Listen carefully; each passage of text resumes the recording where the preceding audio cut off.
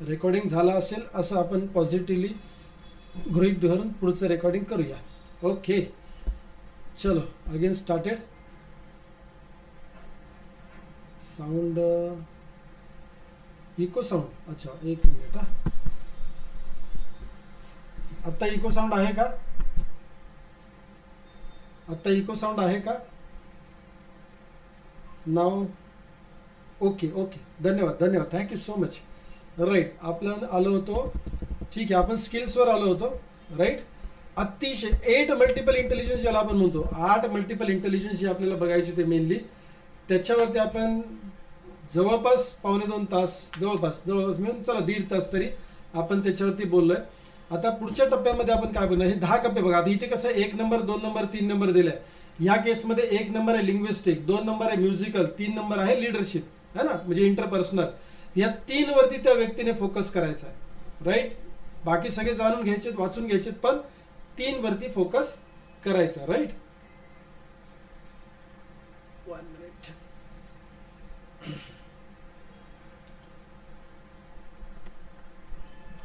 आता न्यूनतम जे आहे, म्हणजे सगळ्यात खालच्या लेवलला जर क्वालिटी बघितली तर लॉजिकल आहे, visual imagination, kinesthetic, fine motor skill आहे, ह्याच्यावर फार जोर द्यायचा नाही.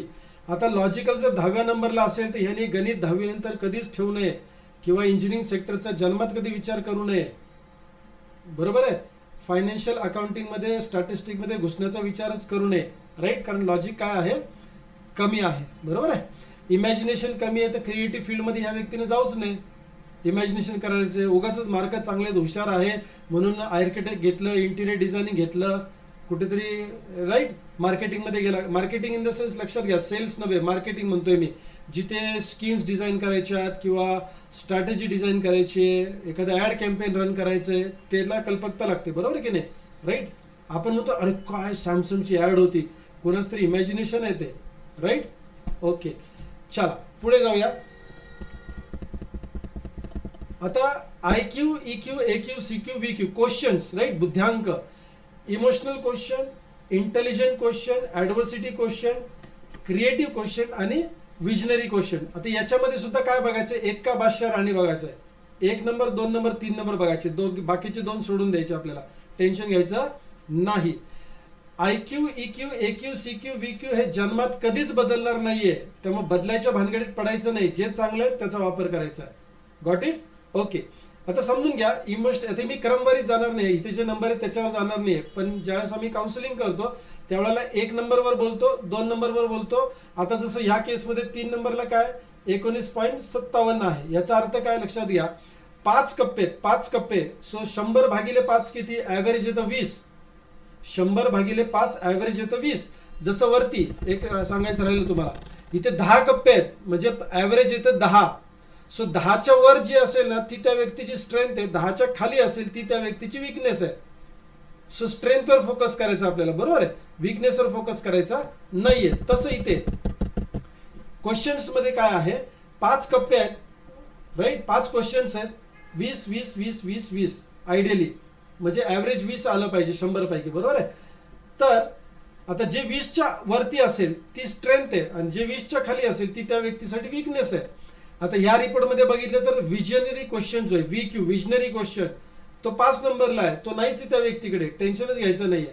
इमोशनल क्वेश्चन कमी आहे, दगड आहे दगड, साध्या भाषेत हा समजण्यासाठी. दगड आहे दगड म्हणजे काय, फिलिंग वाला व्यक्ती नाही येतो, म्हणजे त्याला कधी फीलच होत नाही असं नाहीये, पण ॲव्हरेज पेक्षा जास्त फिलिंग असणे आणि ॲव्हरेज पेक्षा कमी फिलिंग असणं असं आपण बघतोय. करेक्ट की नाही? सो चला आपण प्रत्येक क्वेश्चन बघूया. इमोशनल क्वेश्चन म्हणजे काय, भावनिक बुद्ध्यांक. जर समजा ह्या व्यक्तीचा 20च्या जेवढा वर असेल तेवढा तो जास्त इमोशनल सेन्सिटिव्ह आहे. काचेचं भांड आहे, टचकन लगेच डोळ्यात पाणी येणं, लगेच फील करणं, ते इतरांच्या भावना, स्वतःच्या भावना सहज समजू शकतात आणि प्रत्येक गोष्टीमध्ये भावना आणणार. यांचं कोणीतरी इमोशनल ब्लॅकमेलिंग चांगलं करू शकतं, समजून घ्या. मुलं मुली कॉलेजला जातात, जी मुलगी जास्त सेन्सिटिव्ह असते किंवा मुलगा जास्त सेन्सिटिव्ह असतो त्याचं ब्लॅकमेलिंग होण्याचा चान्स जास्त आहे. ह्या व्यक्तीची रिक्वायरमेंट भावनिक असते, भावनेला वजन दिलं जातं, भावनेला जास्त महत्त्व दिलं जातं, कारण ती व्यक्ती कोण आहे, भावनिक आहे. सो लॉजिक कमी लावणार ही लोक रिलेशनशिपमध्ये, भावना जास्त आणणार, रिलेशनशिप जपणार, भावना जपणार, दुसऱ्यांच्या भावनेची कदर करणार, स्वतःच्या पण भावनेची कदर व्हावीशी वाटणार. समजा नवरा EQ वाला नाहीये आणि बायको EQ वाली आहे, म्हणजे इमोशनल क्वेश्चन हायर साईडला आहे बायकोचा आणि नवऱ्याचा आपण म्हणू बिलो ॲव्हरेज आहे, तर हिची आयुष्यभर तक्रार असणार, हे मला समजूनच घेते, हे यांना माझ्या भावनेची कदरच नाही. भले हा भावनेची कदर ठेवत असेल पण तो दाखवू शकत नसेल. करेक्ट आहे ना, बात समज पाहिजे ना. ह्या व्यक्तीची भावनिक गरज जास्त असणार आहे, ह्या व्यक्तीची भावनिक गरज कमी असणार आहे, कारण इमोशनल क्वेश्चन कमी आहे. याचा अर्थ तो भावना शून्य आहे का? अजिबात नाही. त्याला राग येत नाही का? त्याला प्रेम वाटत नाही का? राईट, राग वाटतो, दुःख होतं, सगळं होतं, पण तीव्रता कमी असणार आहे. इझी कोपअप, म्हणजे दुःखाच्या सिच्युएशन मधून इमोशनल व्यक्ती लवकर बाहेर येणार नाही आणि ज्याचं इमोशनल क्वेश्चन कमी आहे तो लवकर बाहेर येईल. मग ह्या व्यक्तीला तक्रार असते की तुम्ही लगेच बाहेर पडता त्याच्यातनं. बऱ्याच वेळेला हस्बंड वाईफ मध्ये याच्यावरती तक्रारी होतात, म्हणून मॅरेज काउन्सिलिंग मध्ये आम्ही हा रिपोर्ट वापरतो. कोण भावनिक जास्त आहे, कोण भावनिक जास्त नाहीये, आणि जो भावनिक जास्त असतो ना त्याची डिमांड समोरच्या व्यक्तीकडनं भावनिक जास्त असते, आणि दोन भावनिक असतील तर मग काय पूरच वाहतो भावनांचा. बात समज पा रे. सो भावनांना कदर करतात ही लोक, भावनांची कदर करतात. मी परत एकदा सांगतोय, कॉलेजच्या दिवसांमध्ये, शाळेमध्ये किंवा नोकरीच्या ठिकाणी ही मंडळी भावनेला प्राधान्य देतात, नातेसंबंधामधल्या भावनेला प्राधान्य देतात. लगेच यांचं हृदय भरून येतं, दया करुणा वगैरे आपण जे म्हणतो की नाही, टच मी नॉट असतात ही लोक. काही दुःख झालं लगेच दुःखी होणार, आनंदाचा काही थांग पत्ता लागत नाही. काही मंडळी बॅलन्स असतात. इमोशनल क्वेश्चन जर ॲव्हरेज असेल तर ती बॅलन्स असतात. ओके, रिलॅक्स, फाईन, ओके, झालं, ओके. काही एकदम निष्ठुर दगड, म्हणजे कसं, फॉर एक्झाम्पल आपण एसटीतनं चाललोय, लालपरीमधनं चाललोय, आणि आपण समजा डाव्या साईडला बसलोय कंडक्टरच्या समोर पुढच्या सीटवर, आणि उजव्या साईडला पटपट पटपट असं कोणतरी खिडकीमधनं खाली बघतो, अर काय बेकार ऍक्सिडेंट झाला, लय बेकार ऍक्सिडेंट झाला, बापरे. आता समजून घ्या, आपण जर हायली इमोशनल सेन्सिटिव्ह असू, ऍक्सिडेंट झाला काय, बापरे, अरे तू बघितलं पण नाही अजून तिकडे, तू नुसतं ऐकलंय तरी बापरे, बापरे काय झालं असेल काय माहिती, लगेच भावना काय होणार, तिकडे ओढल्या जाणार, दुःखाकडे ओढल्या जाणार. आणि समजा अरे चमार. आणि एक जो EQ ज्याचा कमी आहे, म्हणजे इमोशनल क्वेश्चन ज्याचा कमी आहे, तो बघ, अरे बापरे, माय गॉड, हातच तुटून पडलाय किंवा वाईट झालं, बापरे, धड सुद्धा लांब पडलंय हाईला, तो असा बिंदास बघणार त्याच्याकडे. कारण काय, तो तेवढा सेन्सिटिव्ह नाहीये. आणि इकडे ते ऐकून याला उलट्या झाल्या. बात समज पा रे क्या. सो आपल्याला हे समजून घ्यायचं की आपलं मूल इमोशनल सेन्सिटिव्ह आहे की नाहीये, की ॲव्हरेज आहे. त्याप्रमाणे बघा, तो चेंज होणार नाही, ती चेंज होणार नाहीये. ती जर हायली इमोशनल सेन्सिटिव्ह आहे तर ती इमोशनल सेन्सिटिव्हच राहणार आहे. परमेश्वरने जे दिलंय ते तुम्ही मी बदलायचं नाहीये. फक्त आपण समजून घ्यायचं की ती इमोशनल सेन्सिटिव्ह आहे, तर आपल्याला तिला तसं प्रोटेक्शन द्यावं लागेल. उद्या स्थळ बघताना आपल्याला आपल्या मुलीसाठी त्या लेवलचं स्थळ बघावं लागेल.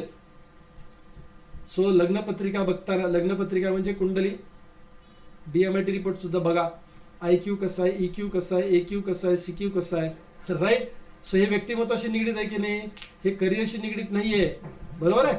सो इमोशनल सेन्सिटिव्ह पर्सन असेल तर त्याला त्या पद्धतीने ट्रीटमेंट द्यायची, त्या पद्धतीने त्याच्याबरोबर आपला विचारांची देवाणघेवाण किंवा भाषेची देवाणघेवाण झाली पाहिजे. करेक्ट.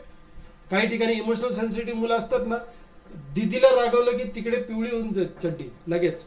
का? दिदी काही नाही, दिदी एकदम असे बघते, कारण तिला इमोशनल सेन्सिटिव्ह नाही फॉर एक्झाम्पल, तर ती अशी बघणार. मग मग मग मग मग आई म्हणते, पप्पांच्या डोळ्यात डोळे घालून बोलतेस, खाली बाग. मग मग काय आलं, EQ कमी आहे आणि AQ पण जास्त आहे, राईट. आणि अजून दादाला ओरडलं नाही तर त्याचा कार्यक्रमच झाला तिकडे, कारण तो इमोशनल सेन्सिटिव्ह आहे. हे आपल्याला समजून घ्यायचे. काही ठिकाणी शालूतनं जोडे मारायला लागतील, काही ठिकाणी जोडे डायरेक्ट मारले तरी उपयोग होणार नाही, हे समजून घ्या पालकांनी, right. So this was about emotional question. Sensitive असेल तर त्या पद्धतीने वागायचं, सेन्सिटिव्ह नसेल ते समजून घ्यायचे की बाबा ते सेन्सिटिव्ह नाहीये, राईट. तक्रार नाही करायची, आपल्याला एक्सेप्टन्स वाढवायचा आहे. IQ intelligent question. आता इंटेलिजंट क्वेश्चन समजून घ्या. हार्वर्ड गार्डनरच्या मते, जे आपले DMIT ला ज्याचा आधार आहे, ज्या सायन्सचा किंवा ज्या स्टडीचा आधार घेऊन आपण पुढे चाललोय, हार्वर्ड गार्डनरचं मत आहे की IQ म्हणजे काय. IQ इंटेलिजंट क्वेश्चन म्हणजे ability to solve an problem or issue in any given situation.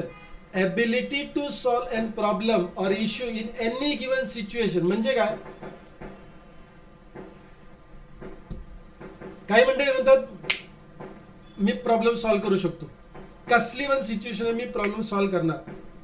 So त्यांचा इंटेलिजंट क्वेश्चन चांगला आहे कोणत्याही सिच्युएशन मध्ये. म्हणजे परिस्थिती आपल्याला साथ देते किंवा नाही साथ देत, विपरीत आहे, प्रतिकूल आहे, काय अनुकूल परिस्थिती आहे, काय संबंध आहे, ते प्रॉब्लेम सॉल्व्ह करू शकतात. सो इंटेलिजंट क्वेश्चन म्हणजे फक्त इंजिनिअरिंगला जाणं, IAS ऑफिसर होणं नाहीये.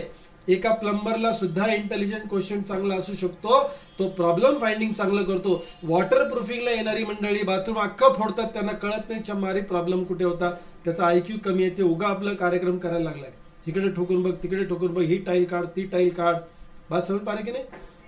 सो IAS ऑफिसरला IQ चांगला पाहिजे किंवा इंजिनियरला IQ चांगला पाहिजे असं नाहीये. प्लंबरला सुद्धा जो वॉटर प्रूफिंगचं काम करतोय तो सुद्धा, त्याला सुद्धा IQ म्हणजे असतो, चांगला असलाच पाहिजे असं मी म्हणत नाहीये, म्हणजे IQ सगळ्यांनाच लागतो. करेक्ट आहे.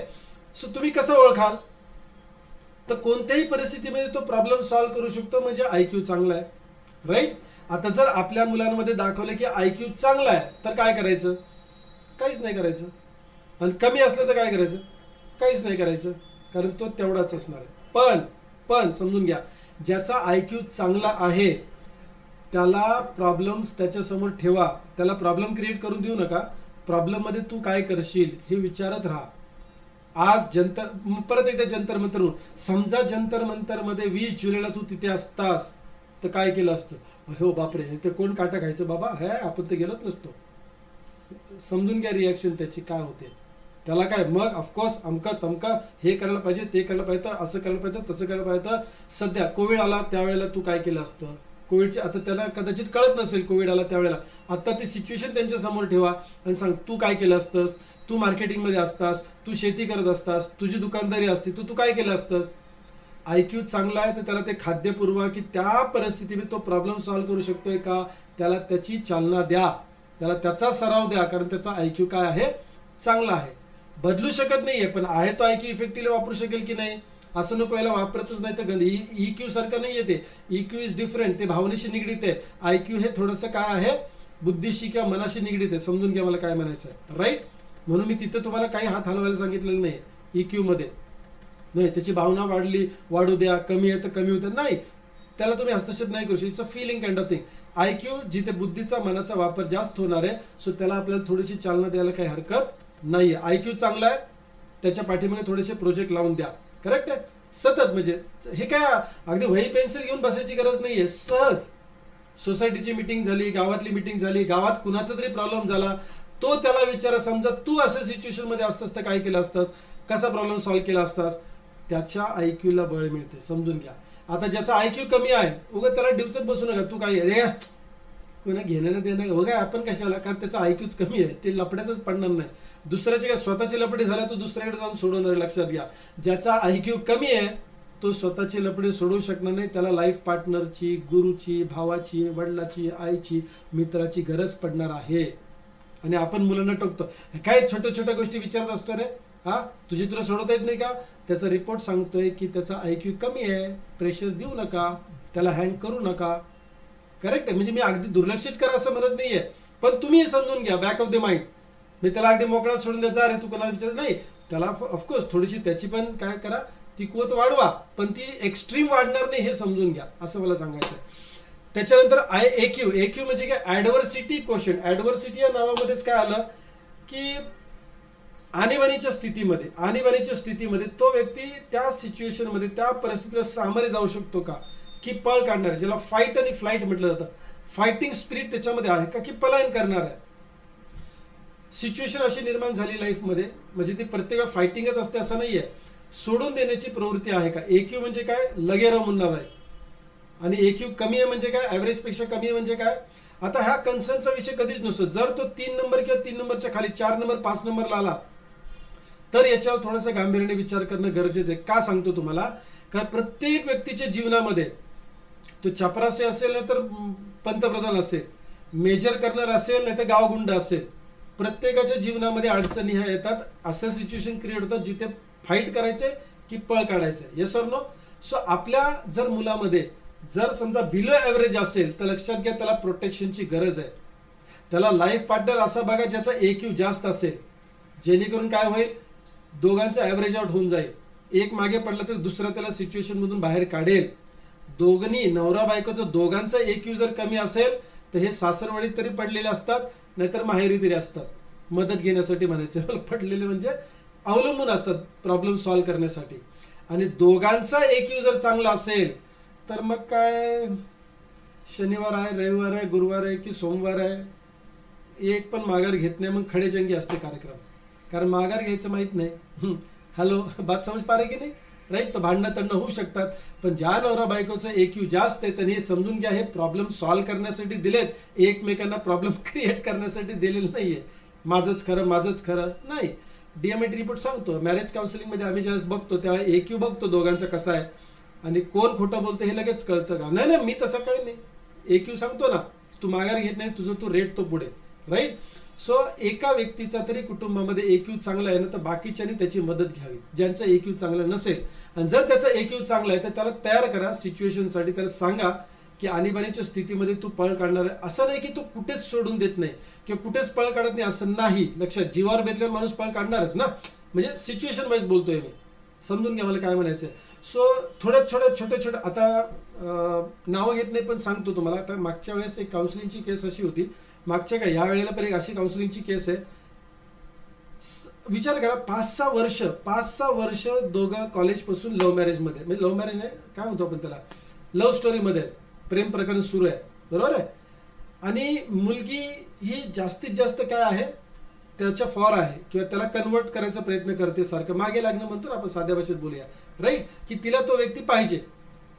आणि काही कंडिशनवरती तो म्हटलं ठीक आहे बाबा, एवढी प्रेम करते आपल्यावरती तर चल दुसरी कुठली तरी करणारच आहे ना आपण, पण ही पण ओकेच आहे, काय प्रॉब्लेम नाही. तर त्याने पण लग्नाला होकार दिला.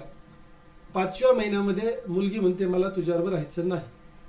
हॅलो, कितव्या महिन्यामध्ये? 5-6 वर्षाची लव्ह स्टोरी आहे, राईट? आणि 5व्या महिन्यामध्ये, पहिल्याच महिन्यामध्ये लग्न झालं. ती म्हटली की आपल्याला सेपरेट राहायचंय. मुलगा म्हटलं फॅमिली सोडायची नाही, थांब थोडे दिवस, आपण दोघे जॉब करतो, घेऊ आपण घर, अमकं टमकं सगळं. नाही, मला कम्फर्टेबलच नाहीये. ती सिच्युएशनला कोपअपच करू शकत नाही. ती सिच्युएशनला आता असं काय भांडणं तंडणं होते अशाला पण फार मेजर काय पाठ नाही. आता हे 5-6 वर्ष जर लव्ह स्टोरीमध्ये होते तर बऱ्यापैकी दोघांचे स्वभाव दोघांनाही माहिती होते, करेक्ट आहे. बट सिच्युएशन क्रिएट झाल्यानंतर EQ ॲडव्हर्सिटी क्वेश्चन जर कमी असेल तर सिच्युएशनला फेस करण्याची कॅपॅसिटी, आता ती ज्या वातावरणामध्ये वाढलेली होती आणि सासरवाडीचं वातावरण थोडं जरी वेगळं असेल तर ती कोपअपच करू शकत नाही, त्याला फेसच करू शकत नाही. सो क्विट करणं हा सोपा ऑप्शन वाटतो अशा लोकांना. मला सांगा, ठीक आहे, जर तो मुलगा लगेच राहायचं नाही म्हणतोय, काही महिन्यानंतर राहील सेपरेट, तेवढं पण जर सिच्युएशनला कोपअप करता येत नसेल तर EQ किती लेवलला खाली असेल विचार करा.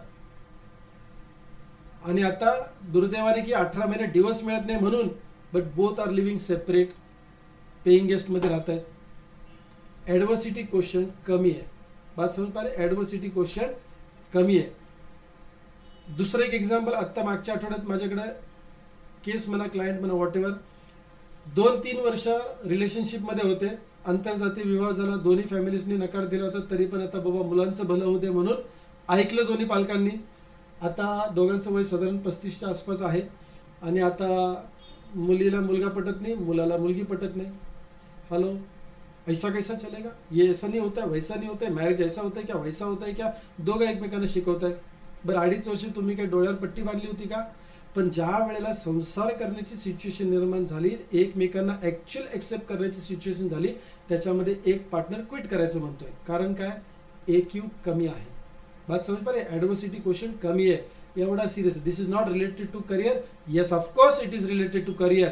ज्या वेळेला कंपनीमध्ये एखादी सिच्युएशन अशी क्रिएट होईल, व्यवसायामध्ये अशी एखादी सिच्युएशन क्रिएट होईल, तेव्हा ते जाऊ दे मरू दे, देतो नोकरी सोडून. अरे तू ही नोकरी सोडशील तर परत नोकरीतच जायचं ना कुठेतरी, तिथे पण सिच्युएशन क्रिएट झाल्यावर काय होईल, पळपुटेपणच होणार, दिली नोकरी सोडून. तर अशा वेळेला जर EQ कमी असेल तर आपल्या मुलांना आपल्याला तसं तयार करायला लागेल मानसिकदृष्ट्या की सिच्युएशन जरी बदलली तरी तुझ्या आतमधली जी गोष्ट ती जाणून घे कशी आहे. त्यामुळे तुला लगेराव मुन्नाबाई थोडंसं काय करायला लागेल, आपल्याला त्याला बिल्ड करायला लागेल माय डिअर फ्रेंड्स. हे ॲडव्हर्सिटी क्वेश्चन तुझा काटावर आहे ना, तर समजून घे, सोडून देण्याची प्रवृत्ती असू शकते. पण त्या केसमध्ये त्याची जी यातली स्ट्रेंथ असेल, समजून घ्या आता, ह्याच्यातली जी स्ट्रेंथ असेल, कुठली EQ, IQ, AQ, CQ, VQ मधली जी स्ट्रेंथ आहे, त्या स्ट्रेंथवरती फोकस करायला सांगायचा. उदाहरण, एखाद्या नोकरीमध्ये व्यक्ती जॉबला आहे आणि तो आता सोडून द्यायच्या परिस्थितीत आलाय, म्हणजे काहीतरी त्रास झाला, सिच्युएशन क्रिएट झाली, म्हणून तो फेस नाही करू शकत सिच्युएशन, म्हणून पळपुटेपणा, दुसरी नोकरी बघतो. दुसरीकडे पण त्याचा कार्यक्रम तोच होणार जवळपास, समजून घ्या. कारण तो व्यक्ती बदलत नाही, नोकरी फक्त बदलली, जॉबचं ठिकाण बदललं, लोकशाही सगळीकडे जवळपास सेमच असतात. आता समजून घ्या, त्याचं जर इमोशनल क्वेश्चन चांगला असेल, तो ज्या कारणासाठी तिथे जॉबला आलाय त्या कारणाबरोबर इमोशन्स जोडून द्या. इमोशनल टार्गेट ठेवा, इमोशनल टार्गेट ठेवा. ते जागा करा की तू कशासाठी नोकरी करतोयस, कशासाठी हा व्यवसाय करतोयस, राईट. त्याच्याबरोबर तुम्ही त्याच्या भावना जोडा, भावनिक कारण ज्याला म्हणतो मी ते जोडा, जेणेकरून तो क्विट करणे, जे म्हणतो ना आपण EQ कमी असल्यामुळे सतत क्विट करण्याची जी गोष्ट आहे, तो बोलतोय किंवा करतोय ती कमी होऊन जाईल. जर त्याची स्ट्रेंथ वापरा. जर क्रिएटिव्हिटी असेल तर क्रिएटिव्हिटी वापरायला लावा. विजनरी क्वेश्चन चांगला असेल तर बाबा ह्याच कंपनीमध्ये तू 2 वर्षांतर, 5 वर्षांतर, 10 वर्षांतर कुठे असशील, व्हिज्युअलाइज कर, सिच्युएशन चेंज होणार आहे, राईट. पण तू मोठ्या टार्गेटकडे बघ. जर त्याचं विजनरी क्वेश्चन चांगला असेल तर, म्हणजे याच्यात 1 नंबरला असेल तर. बात समज पा रहे की नाही, राईट. ओके, आगे. क्रिएटिव्ह क्वेश्चन चांगला असेल, नवनिर्माण करण्याची क्षमता चांगली असेल, thinking out of the box असेल तर त्याला चालना द्या. मगाशी आपण विजनरी क्वेश्चनवर बोललोय, कल्पकतेवरती बोललोय, राईट. हे त्याच्याशीच रिलेटेड आहे. जर 1 नंबर असेल तर त्याला बढावा द्या, त्याचा छंद त्याच्यामध्ये जोपासा. घरामध्ये जर काही समजा काय वाटतंय तुला, पुढच्या आठवड्यात आपण आपलं फर्निचर, घरातलं फर्निचर म्हणजे मूवेबल आहे बरं का, तोडातोडीवालं नाही. खॉट अशी सरकूया का, खुर्च्या अशा करूया का, पडदे बदलूया का, पडदे कसे करूया का, म्हणजे काहीतरी क्रिएटिव्ह तो डोकं लावेल असे काहीतरी प्रश्न विचारा, जेणेकरून त्याच्या कल्पकतेला काय मिळेल, वाव मिळेल. काय वाटतं तुला, या वेळेला आपण कव्हर घातला होता, ब्राऊन कव्हर घातला होता, पुढच्या वेळेला कसा घालूया, काय करूया, काय वेगळ्या पद्धतीने करता येईल. बात समज पा रहे का. म्हणजे मला म्हणायचं काही ना काही गोष्टी अशा आहे ना ज्याच्यामध्ये तुम्ही त्याचा स्ट्रेंथ बळकट करताय किंवा त्या स्ट्रेंथला वाव देताय खेळण्यासाठी. समज पा रहे ना. क्रिएटिव्ह क्वेश्चन आहे. ओके. सिच्युएशन समोर क्रिएट करून देताना की तू असतंस तर काय केलं, आपण परवा दिवशी पाहुण्यांकडे गेलो होतो, तिथे असं असं होतं, तू असतंस तर काय वेगळ्या पद्धतीने केलं असतंस, काय तुझी कल्पना याच्यामध्ये लावली असतीस, किंवा तुझ्या कल्पकतेमध्ये काय येत आहे, वगैरे वगैरे. असं काहीतरी त्याची क्रिएटिव्हिटी वाढवायची आपल्याला, बरोबर आहे. त्यासाठी तुम्ही चर्चा त्याच्याशी करू शकता, तिच्याशी किंवा त्याच्याशी, whatever, right. Visionary question 5 वर्षानंतर, 10 वर्षानंतर, 15-20 वर्षानंतर आयुष्यामध्ये तुम्हाला काय अचीव्ह करायचंय हे विजनरी क्वेश्चन वाल्यांना चांगलं माहिती असतं. तर त्याच्याशी त्यांना काय म्हणते, त्याला चालना करून द्या. त्याचा विजनरी क्वेश्चन चांगला म्हणून त्याचं ते बघेल असं नाहीये. त्याला मेंटरची गरज आहे, कोचिंगची गरज आहे, मार्गदर्शनाची गरज आहे.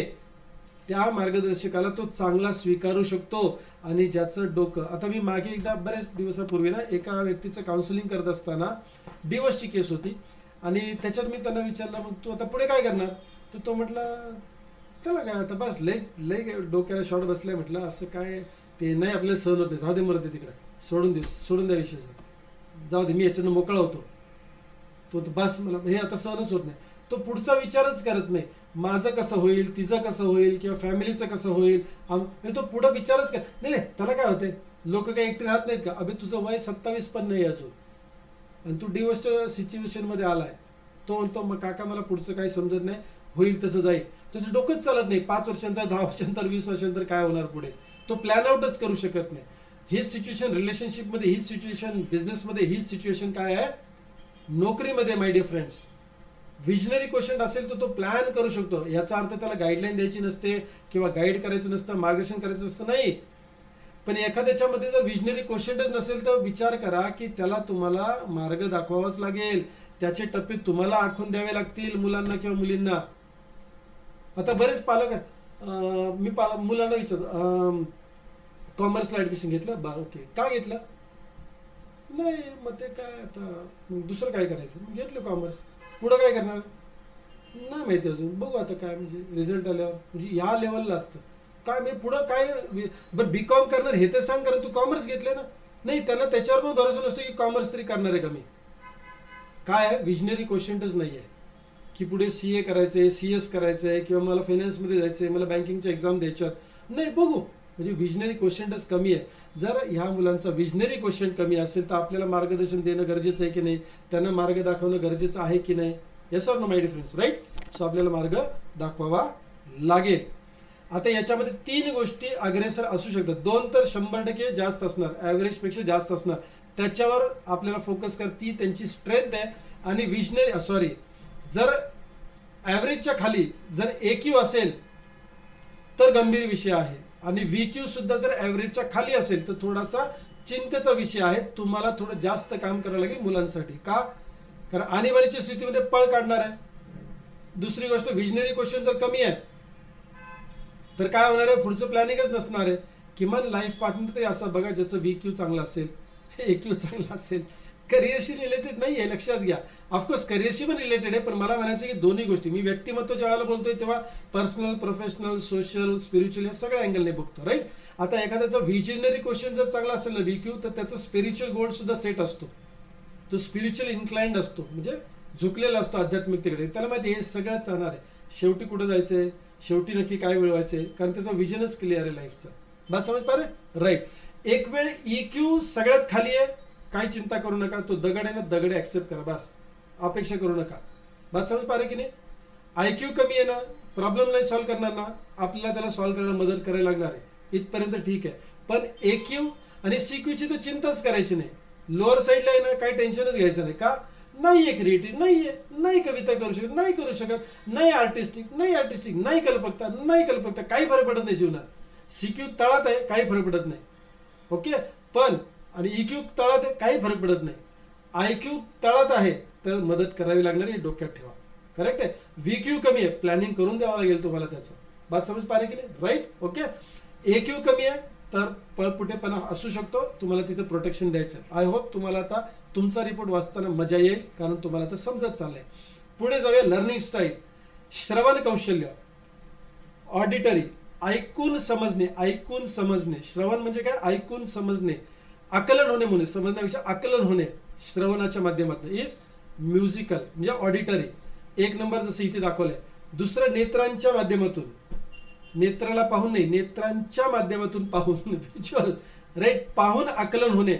आणि तिसरं कृतीमधून आकलन होणे. जसं आता मी कृतीमधून आकलन होणे, बॉडी लँग्वेज, डेमॉन्स्ट्रेशन, प्रात्यक्षिक म्हणजे काय?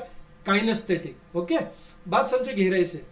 आता तुम्ही जे काही मला बघताय त्याच्यामध्ये ऑडिटरी पण वापरताय की नाही, कारण ऐकायला येतच आहे तुम्हाला, प्लस तुम्ही पाहताय रिपोर्ट, म्हणजे व्हिज्युअल पण सुरू आहे, आणि थोडंफार माझी बॉडी लँग्वेज जी काही दिसत असेल ती म्हणजे कायनेस्थेटिक. आता बॉडी लँग्वेजचा फार इथं उपयोग नाही, LDP ला आल्यावर कळेल किती मोठा उपयोग होतो.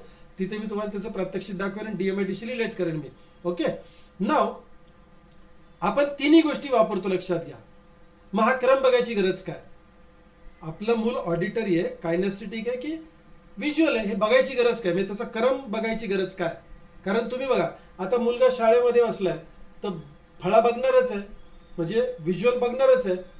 ऑडिटरी म्हणजे ऐकायला येणारच आहे. आणि जे काही प्रात्यक्षिक चाललंय किंवा आईसाहेब मॅडमची असेल, सरांची असेल, बॉडी लँग्वेज वगैरे वगैरे, हे सगळं आकलन करण्यासाठी मदत करणंच आहे. माझा प्रश्न आहे की क्रम काय द्यायचा आहे? आता व्हिज्युअल एखादा व्यक्ती म्हणजे डोळे फाडून बघत बसणार आणि काय कान बंद करणार आहे का तो? नाही. आणि जर ऑडिटरी आहे ते खिडकीत बसणार बघत आणि कान मास्तरकडे ठेवणार, चालेल का? नाही चालणार, तिकडे डस्टर येईल, डोक्यात पडेल. मग मला सांगा की हा क्रम का बघायचा? सांगा म्हणण्यापेक्षा विचारच करा तुम्ही, राईट. सांगतो, टेन्शन नाही, सांगतो. आता लक्षात घ्या, आपण काही आयुष्यभर शिकायचं. आता काय तुम्ही करताय? शिकताच आहात ना. आता मुलांसाठी शिकताय, DMIT रिपोर्ट. आयुष्यभर शिकायचंय. BCom झाला, MCom झाला, MSc झाला, PhD झाला, जे काही झाला तरी परत फील्डमध्ये जाऊन शिकावं लागतं, त्याच्याशिवाय कामच करता येत नाही. बरोबर आहे. अगदी शेवटचा श्वास कसा घ्यायचा एकदाच घेतो आपण, तो शेवटचा असतो, तो शिकावाच लागतो. हॅलो, बात समजा. म्हणजे आयुष्यभर शिकायचंच आहे. मग ही गोष्ट आयुष्यभर वापरणारी गोष्ट, लक्षात घ्या. जो व्यक्ती ऑडिटरी आहे त्याला हे समजून घ्यायचं की जे विषय मला अवघड जातात, जो टॉपिक मला अवघड जातो समजण्यासाठी, तिथे मला काय वापरायचं? हॅलो, श्रवण कौशल्य वापरायचं. म्हणजेच काय? डोळे बंद करून बसायचं नाही वर्गात. जे शिकवलंय, जे शिकवलं जातंय किंवा शिकवण्याच्या वेळेला, समजून घेण्याच्या वेळेला राईट. आकलन करण्याच्या वेळेला काय करायचं, जर अडलं एखादं टॉपिक नाही समजला, हात वर करायचा. आता तुम्हाला हात दिसत नसेल, हा दिसतोय, राईट. हात वर करायचा. वर्बलाइज करा तुमचा प्रॉब्लेम. काय करा, वर्बलाइज करा तुमचा प्रॉब्लेम. तुमच्या शब्दात तुमचा प्रॉब्लेम व्यक्त करा आणि ते जे सांगतायत म्हणजे मास्तरीन व्हॉट एव्हर, सर, शिक्षक जे कोणी आहेत, ते जे काही सांगतायत ते ऑफकोर्स श्रवण करताय, म्हणजे काय डोळे बंद नाही केले, पण श्रवण केल्यानंतर तुमच्या शब्दात, फार गंभीर आहे, मी सिरियस आहे, तुमच्या शब्दात मांडा की तुम्हाला हे म्हणायचंय का. पहिलं काय केलं, तुम्ही ऑडिटरीली प्रश्न विचारला, त्यांनी सुद्धा ऑडिटरीली तुम्हाला सांगितलं, जे तुम्ही ऐकलं. आता तुम्ही जे समजून घेतले ते तुमच्या शब्दात त्यांना सांगा, तुम्हाला असं म्हणायचंय का, तुम्हाला हे म्हणायचंय का, तुम्हाला ते म्हणायचंय का. ते म्हणजे हो, अरे असं नाही, अरे तुला समजलं नाही मी काय म्हणतोय. मग ते समजावून सांगतील. मग ते परत जे तुम्हाला आकलन झालंय ते परत तुमच्या शब्दात मांडा. रिव्हिजनच करायची गरज नाही. हॅलो, रिव्हिजनच करायची गरज नाही. म्हणजे करू नये असं मी म्हणत नाहीये, समजायला सोपं झालं. कारण कोणतं यंत्र वापरलं आपण, ऑडिटरी, श्रवण यंत्र वापरलं आपलं जास्त. कुठे वापरलं, प्रत्येक ठिकाणी नाही. जे अवघड विषय चाललाय, जो अवघड टॉपिक आहे, जो समजलेला नाहीये, जो एक सिद्धांत समजलेला नाही, त्याच्यावर आपण वर्बलाइज करतोय. तुम्ही म्हणालच्या मारी मग माझा मुलगा सारखाच हात वर करणार, ती बाई वैतागलं त्याला. सारखा नाही, एवढा बुद्धू पण नाही तो.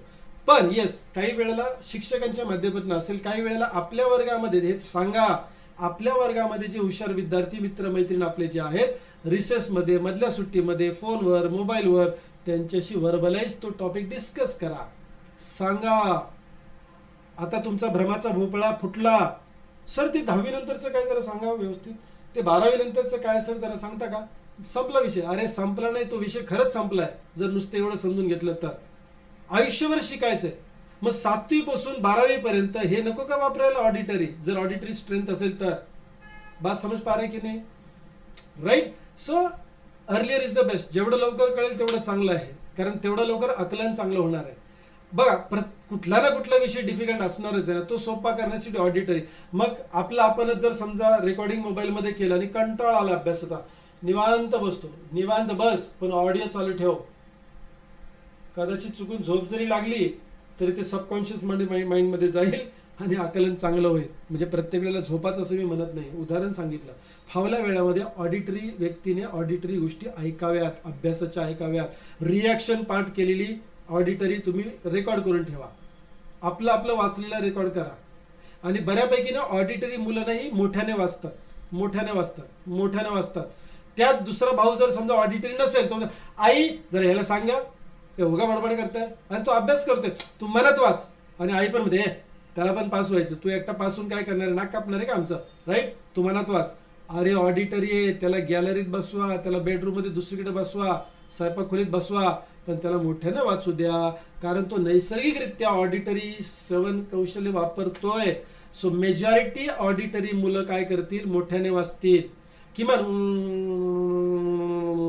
असं आहे गुणगुणणार तरी का, कारण त्यांना ते शब्द ऐकायचा आहे.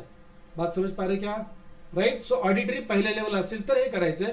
समजा व्हिज्युअल पहिल्या लेवल असेल तर काय करायचं, कान बंद ठेवायचे का, ऑफकोर्स नाही, कुठलंच काहीच बंद ठेवायचं नाही. पण ह्यांच्या वह्या पुस्तकं बघा, अंडरलाईन, स्केच पेनने, हायलायटरने, चिठ्ठ्या इकडे लिही तिकडे लिही. आता हे तुम्हाला मी 2 महिन्यापूर्वी दाखवायला पाहिजे, जेई एक्झाम व्हायच्या अगोदर. हा सगळा मुलीचा कार्यक्रम आहे इकडे, बरोबर आहे, ओके. इतक्या चिठ्ठ्या लिहिलेल्या होत्या इकडे ना, कारण ती व्हिज्युअल लर्नर आहे. सो काही असलं की लगेच ते काय म्हणतात त्याला, स्टिक पेपर असतो ना, स्टिक नोट्स है ना, तर ते स्टिक नोट जिकडे तिकडे का, ते येता जाता सहज आपली ती उभी राहिली की इकडे तिकडे बघणार. ते व्हिज्युअल आहे, आतमध्ये गेलं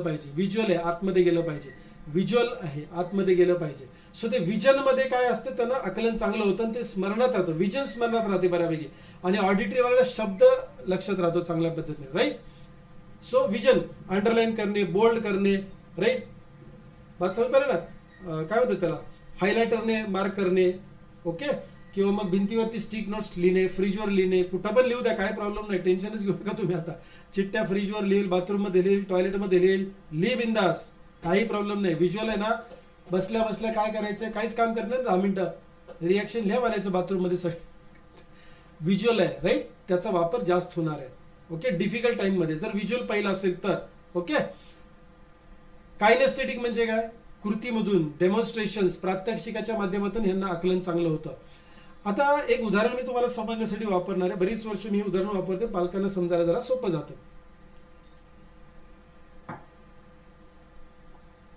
शेवटचा घोट संपला. आता समजून घ्या, संजीव कपूर तुम्हाला माहिती आहे, संजीव कपूर किंवा ते कोण आहे आपली मधुराच रेसिपीवाली, मुदुरा है ना. संजीव कपूर जरा जुनं झालं, तर मधुराचं एक्झाम्पल द्यायला हरकत नाही आहे. आता मधुरा ज्या वेळेला, किंवा नाही, संजीव कपूरच मला बरा वाटतो. संजीव कपूर समजून घ्या, संजीव कपूर समजा एखादी डिश समजावून सांगतात टेलिव्हिजनवर, है ना, okay, television, YouTube channel, what ever. तर जी ऑडिटरी व्यक्ती आहे, म्हणजे स्त्री म्हणू की पुरुष, वाट स्त्री म्हणू शक्यतो, जर जी ऑडिटरी स्त्री आहे ती बारकाईने ऐकते काय सांगतोय, आणि त्या लेडीजला क्रम, जिरं अगोदर, नाही जिरं नाही, आधी तेल, ओके, ते 2 बूंद डाला, 2 टीस्पून डाला, 4 टीस्पून डाला. व्हिज्युअल जी व्यक्ती असते ना, तिला व्हिज्युअल दिसतं की एवढं टाकलंय, आणि ऑडिटरी असते ना, तिला ते शब्द लक्षात राहतात. 2 टेबल टीस्पून, 2 टीस्पून, 4 टीस्पून तेल टाकलं, हलकासा जिरा डाला, मोहरी डाला, ये डाला, 1 प्याज डाला, वगैरे वगैरे. हे शब्द लक्षात राहतात एका लेडीजच्या, बरोबर आहे. दुसऱ्या लेडीजच्या काय लक्षात राहिलं, एवढं टाकलं, एवढं टाकलं, एवढं टाकलं, एवढं टाकलं. हॅलो, विजनवाला लक्षात राहतं. समजून घ्या, अगदी simple day to day life मधलं एक्झाम्पल आहे. आणि जी कायनेस्थेटिक लेडीज असते ना, जिला प्रात्यक्षिक जे पाहिले, जी कृती केलेली ना, ती स्मरणात राहते, क्रम लक्षात राहतो, कृती केलेली लक्षात राहते. ते कधी आकडा ती विसरते, अरे ते तेल किती सांगितलं तर बरं, ते डोक्यात नाही, पण तेल टाकलेलं लक्षात राहिलं तिच्या, ओके. आता समजून घ्या, व्हिज्युअलवाली व्यक्ती इमेज लक्षात ठेवते, ऑडिटरी शब्द लक्षात ठेवतो किंवा ठेवतो पण असे राहतो. आणि कायनेस्थेटिक वालीचं कसं असतं माहिती आहे का, ती काय म्हणते, ठीक आहे समजलंय मला काय करायचं, कसं करायचंय, पण हे तिच्या डोक्यात कधी घुसतं, साध्या भाषेत बोलतो बरं का मी, ज्या वेळेला ती स्वतः करते ना, त्यावेळेला तिच्या स्मरणामध्ये राहतं ते, किंवा तिला त्याचं आकलन होतं. ती म्हणते एकदा करून बघते. ऑडिटरी रामकृष्ण हरी, रामकृष्ण हरी, रामकृष्ण हरी, रामकृष्ण हरी, रामकृष्ण हरी. ऑडिटरी काय, रामकृष्ण हरी, रामकृष्ण हरी, रामकृष्ण हरी, बरोबर आहे. कायनेस्थेटिक वाला काय करणार, राम कृष्ण हरी, राम कृष्ण हरी, राम लिहिणार, फिजिकल ऍक्टिव्हिटी, राम, त्याचा फोकस तसा चांगला राहतो. हो, समज पारे. आणि एखादा डोळे बिळे बंद करून मस्तपैकी पांडुरंगाची मूर्ती किंवा कृष्णाची मूर्ती समोर आणणार, आणि राम कृष्ण हरी, राम कृष्ण हरी, राम कृष्ण हरी, राम कृष्ण हरी. आजचा माझा मंत्र म्हणायचं राहिलं अजून, हरकत नाही. सो लक्षात आलं का मला काय म्हणायचंय. सो व्हिज्युअल आहे, ऑडिटरी, कायनेस्थेटिक. याचा क्रम काय समजला पाहिजे, आणीबाणीच्या स्थितीमध्ये कुठल्या विषयाच्या, राईट. जो विषय अवघड जातो तो सोपा करण्यासाठी ते टॅलेंट आपल्याला वापरायचे. अदरवाईज सगळे टॅलेंट आपण वापरायचेच असतात, वापरतच असतो, याला सुटका नाही. ओके, नाउ आगे चलते हैं. कॉग्निटिव्ह, अफेक्टिव्ह, रिव्हर्स आणि रिफ्लेक्टिव्ह. याच्यामध्ये मेजॉरिटी 90-95% मुलं किंवा मंडळी तुम्हाला सापडतील कॉग्निटिव्ह किंवा एफेक्टिव्ह, राईट. कॉग्निटिव्ह किंवा एफेक्टिव्ह. कॉग्निटिव्ह म्हणजे काय, कॉग्निटिव्ह म्हणजे आय मी मायसेल्फ, स्वकेंद्रित, सेल्फिश नाही, स्वकेंद्रित, बरोबर आहे. मला पटत नाही तोपर्यंत मी अजिबात स्वीकार नाही करणार. मला पटलं पाहिजे, माझा विचार महत्वाचा आहे, मला पटलं पाहिजे, माझी बुद्धी, माझं मन, आय मी मायसेल्फ, ये अपने आप की भी नाही सुनते, असं म्हणतो की नाही, तसं, राईट. यांचा स्वतःचा एक विचार असतो, यांची तत्व हे ऐकणार नाही दुसऱ्याला, नाही, स्वतःचं खरं करणं आपण म्हणतो ना. आता हे जिलबीवाले जे लोक असतात ना, बरेच वेळा फिंगरप्रिंट्स घेताना मी काही मंडळींना सांगतो, तर जिलबीवाली जी मंडळी आहेत ना, ती कोण आहेत, कॉग्निटिव्ह आहेत, जिलबीवाली मंडळी. आणि जेवढ्या जिलब्या जास्त असतील तेवढी टक्केवारी, 1 जिलबी म्हणजे 10%, 2 जिलब्या 20%, 9 जिलब्या म्हणजे 90% कॉग्निटिव्ह, 90% माझंच खरं, आय मी मायसेल्फ. शक्यतो ही लोक दुसऱ्यांचं ऐकत नाही, बॉसी नेचरची असतात, ही आपलं म्हणणं खरं करणारे असतात. भले बापासमोर काही बोलणार नाही, पण करणार पण नाही, आपल्या मनाचंच करणार. बात समज पारे की नाही. वेळ प्रसंगी कदाचित मग खोटं बोलावं लागतं यांना, का तर आपलं खरं करायचंय. बात समज पारे की नाही. तर आपल्याला हे समजून घ्यायचंय. आता बघा, जो कॉग्निटिव्ह आहे ना त्याला तुम्ही बदलू शकत नाही, जो अफेक्टिव्ह आहे त्यालाही. अफेक्टिव्ह म्हणजे काय, अफेक्टिव्ह म्हणजे हा व्यक्ती बेसिकली वातावरणावर एकरूप होऊन जातो, कॉपीकॅटवाला व्यक्ती आहे, म्हणजे दुसऱ्याचं मत, दुसऱ्याचं अमक, दुसऱ्याचं तमक सहज कॉपी करणार. म्हणजे अफेक्टिव्ह वरती वातावरणाचा परिणाम त्याच्यावर होतो. अफेक्टिव्ह व्यक्ती कोण असतो, ज्याच्यावर वातावरणाचा परिणाम होतो, सहवासाचा परिणाम होतो, संगतीचा परिणाम होतो. आता समोर जो सॅम्पल रिपोर्ट आहे त्याच्यामध्ये तो 100% कोण आहे, अफेक्टिव्ह आहे. म्हणजे एक पण जिलबी नाही त्याला, सगळे लूप्स आहेत है ना, लूप ज्याला आपण म्हणतो, राईट, वेव्स आहेत. 100% वातावरणाचा परिणाम होणार आहे. किती? 100%. तुम्ही काही करा, यांच्यावर वातावरणाचा परिणाम होणारच आहे. मग हे चांगलं की वाईट आहे? एक असं आहे की ज्याच्यावरती वातावरणाचा काहीच परिणाम होत नाही पण त्याचा वातावरणावर परिणाम होतो, तो आहे कॉग्नेटिव्ह. आणि दुसरा आहे अफेक्टिव्ह, ज्याच्यावरती वातावरणाचा परिणाम होतो. आता मला तुमच्या चॅटमध्ये आन्सर पाहिजे, चॅटमध्ये आन्सर पाहिजे. जर समजा एखादी व्यक्ती एफेक्टिव्ह आहे, 100% एफेक्टिव्ह म्हणजे 100% वातावरणाचा परिणाम होणार आहे, तर हे चांगलं की वाईट? गुड और बॅड, म्हणजे जी आणि बी लिहा, गुड आणि बॅड, जी आणि बी, जी आणि बी. रामकृष्ण अरे ओके. कमी म्हणजे किती आणि जास्त म्हणजे किती तेही सांगा. कशाच्या बद्दल बोलते बा? अच्छा, बॅड बॅड बॅड बॅड, जी अँड बॅड, अच्छा, good and bad. Come on answer मी फास्ट. उत्तर पाहिजे. जर समजा एखाद्या व्यक्तीवरती वातावरणाचा परिणाम होत असेल तर ते गुड आहे की बॅड आहे? पटापट उत्तर द्या, तोपर्यंत मी अर्धा ग्लास भरून येतो, माझा पॅक संपलाय. पटापट उत्तर द्या.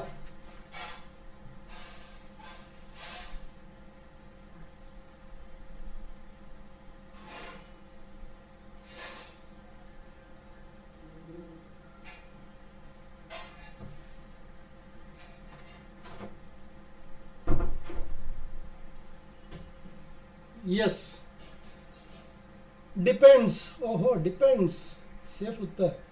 बी, bad, good and bad. Sir, positively वातावरण जास्त राहिले पाहिजे, पॉझिटिव्ह गोष्टी ऐकणे चालू ठेवले पाहिजे. Okay, good. बर. ॲज पर सिच्युएशन बी. ओके. एक कानमंत्र सांगतो, तुम्ही डीएमआयटी रिपोर्ट कधीच बदलू शकत नाही, त्यामुळे आपलं मत बाजूला ठेवा आता.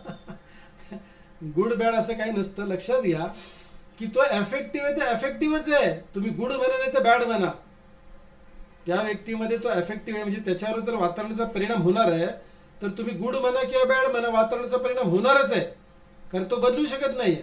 करेक्ट आहे?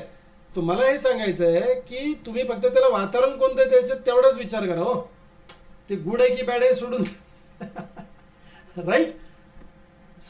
सत्संग हा एकच शब्द आहे मला. कुठला? सत्संग. एफेक्टिव्ह आहे ना, त्याच्यावरती वातावरणाचा परिणाम होणार, त्याच्यावर तिच्यावर वातावरणाचा परिणाम होणार, सत्संग, संपला विषय. होऊ दे ना, काय ढिगानं परिणाम व्हायचं होऊ दे ना.